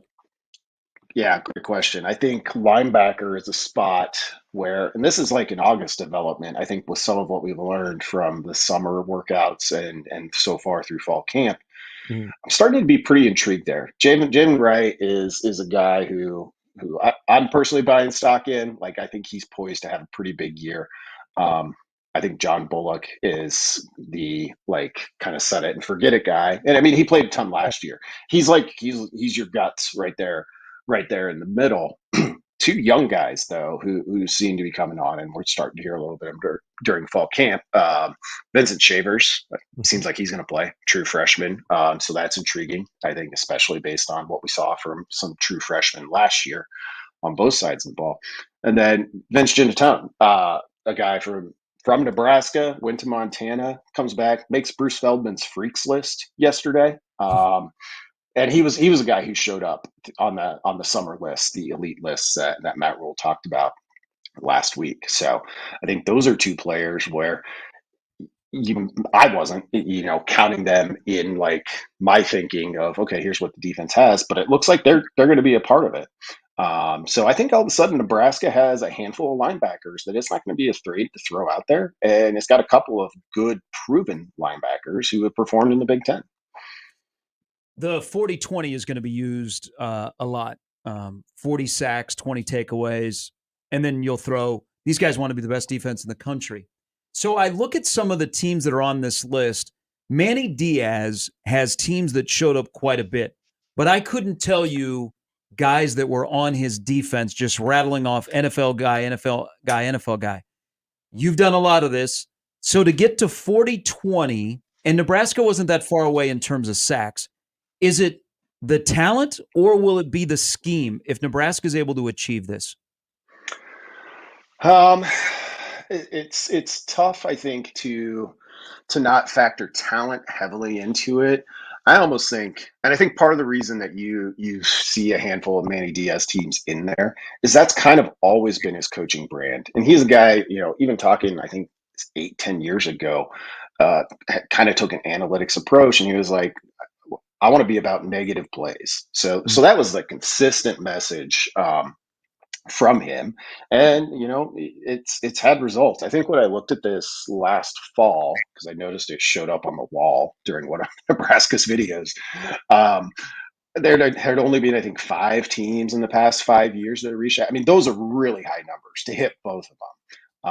It involves not so much the sacks, but the takeaways involves, a little bit of luck there. So I think it's mostly a mix of probably talent and a little bit of mindset, constantly drilling that message. And like I said, we know that 40-20 has been there since at least last fall. But I know Rule talked about it at Baylor too. They had similar signs there. So they're ambitious goals. I think Nebraska has a good chance to hit the sacks number for sure. And then you'll see how close you can get with the takeaways. If you can get close to 20, you'd be in a pretty good spot, I think. You kind of answered my next question, who you would be more confident in that hits that number, whether it's the sacks or whether it's the 20 takeaways. Okay, so with the sacks, if that were to take place, who are you most confident on how that takes place, or what part of that defensive front or just that front seven are you most confident that takes place, either individual or a couple of guys? Yeah, I mean, I think Butler coming off the season that he had is probably the odds-on favorite to lead Nebraska in sacks. But I think and this is good. It's a close race when you factor in um, somebody like Linhart. Nash Hutmacher was up there. I don't know if he was up there in sacks, but he was up there in terms of tackles for loss for sure. Which anytime you can do that from kind of the middle of the defensive front, you've got some guys that are pretty good up there. So I think it's a season where you might have multiple candidates to be above the Sioux line, as I like to track, which is his game against Texas. Nebraska usually has one or two guys that hit that in a season. It was 7 tackles for loss. I don't remember exactly what it was off the top of my head, but I think that this is, and I'll look at that again before the season starts because I do about this time every year. This might be the first year where I think they have potentially 4 or 5 candidates to get to that number. Yeah, I was looking at odds, and Nebraska's odds to make the playoff have gone up considerably in like the span of 10 days. Joe Klatt has them ranked, has them 23rd. They won't be in the AP or the coaches poll. Where should Nebraska be ranked in the preseason? If you were doing, let's say, top 40 or top 45, wherever you would put Nebraska at? I would say once you get into the top 40, it's you're approaching a bullish view on Nebraska. Between 40 and 45 feels about like their natural state. So, um, to use Klatt as an example, if you assume Nebraska is the 40th best team, and then you look at the close losses, look at the turnovers. If some of those things just naturally regress, much less if like all of the offseason talk about avoiding turnovers and taking the ball away takes hold. Yeah, it doesn't take a whole lot to shoot up to top 25 status. I mean, the difference between kind of the back half of the top 25 and the teams that are 26 to 40 isn't very big. So I think this time of year, if you want to make a splash, yeah, you throw in Nebraska in the top 25. You pick a Tennessee to really make noise in the SEC, and those are legitimate, I think, positions to have based on what we've seen and kind of what we know about teams coming back from the years that they had. Brandon, at what point of the season, everybody, and I know Joe Klatt pointed this out as well, of the schedule part of it, that you can look at Nebraska if they're able to, come out hot out of the gate, get a couple of wins, including that September 7th game against Colorado. At what point does Nebraska get into that 7-game stretch where if they've won consecutive games, do you think, okay, this is where you can let yourself dream big? This is where you can let yourself start thinking of that ceiling type number of 9, dare I say 10. I mean, do you have to be 7-0 to start going there, or is there a part earlier in the season based on how it looks that you can allow yourself to go there? I think you could maybe start at 6-0 because that would mean beating Rutgers, and I expect that game to be a bit of a fist fight. It's everybody based on I think Rutgers history has a little bit of skepticism of looking at them as like, no, this is legit like Big Ten team, but they are, I think. So if you get that one, and then if they have a bye week after that, right? That at Indiana game is going to be really tough too. You get that one, then I think it's full speed ahead. You go to Ohio State, and I would expect to see a Nebraska team take its swings. And yeah, Ohio State's really good. I think they're probably the best team in the country entering the season. But it's been a long time. It's pretty rare over the past, I would say, decade where you know how good the opponent is, and you just want to see Nebraska, put up a fight. And I think if Nebraska has that sort of start, that becomes the expectation for that game. Hey, we'll get you out on this because your latest edition on counterread.com is about the offense and putting up points. And, it used to be you'd fall out of bed and Nebraska would average at minimum 30 a game. Or of late, they've been averaging about 4 touchdowns a game. But if you go back the last 3 years, Nebraska in 21 averaged 4 touchdowns a game, 27.9 points. But then the last 2 years, it's slowly gone down to 22-6, and then the troubles last year at 18. You've kind of used the baseline of that 28 scoring 4 touchdowns. What will be the reason why Nebraska is able to jump back to where they should be in terms of putting points on the board, making at least a 10-point a game bump from last year? Yeah, it would be a big jump to get to 28 from last year. Using last year's numbers, one of the 10 biggest improvements. Like if you go 8 to 10 points better, it starts for me on the offensive line. And yesterday's news, dimmed that a little bit. But this is still an experienced group. If you can stay healthy, and I think build on what they had last year, I think that's probably the biggest factor to me. The next part becomes quarterback. It would be hard for Nebraska to complete less than half its passes and have an interception rate of 6%, which was 122nd, I think. So that would help there too. It's really about establishing a passing game that can at least threaten teams, because then Nebraska, they're going to run the ball a lot still. So I think that is kind of the key to unlocking more points. Is they just can't hand the ball off and run it downhill against defenses that are expecting it. Not in this league, but not really in any league. So that becomes, I think, how they do that. And you look at some of the playmakers too. Like the quickest way to take a big jump in points is to jump in explosive plays. And I think at wide receiver in particular, they have some guys that can do that for them. Yeah, I agree. That was a good read. Looking forward to more as we get closer to the start of the season at counterread.com. And as always, I appreciate the conversation. This was really good today, Brandon. Thanks, guys. Have a good one. Brandon Vogel from counterread.com. His latest edition this morning was Points Are the Point. Like bird is the word. Oh, you haven't heard? Yeah. Hey, Jimmy, what was that handball? That was like some excitement going on there. Yes, the Germans defeated the French in overtime, 35-34. It was a barn burner. Did you guys see him running the 3-man weave at top too? Oh, they really got it going. Got it going, and then a little dribble. Why isn't handball more popular? So can you not hold the ball for a certain amount of time? Like I feel like they're constantly throwing it, and then if they do want to hold it for more than like a second, then that's when they dribble. So I think there's a time. When they throw the ball in the net and they get happy, I assume they get a point. I just need to do a deep dive into the rules. We need handball in Omaha. There could be some rec leagues. I mean, we have curling men's leagues, co-ed leagues over at Baxter. I think Moylan has them too. Yeah, I need to figure out handball. I really want to get into it. I just don't want to be the goalie.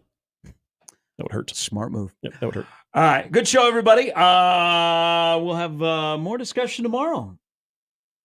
I'm sure something will come up. No. Hopefully better news than when we were off the air yesterday. So we'll do that all coming up tomorrow when we rejoin you in 20 hours.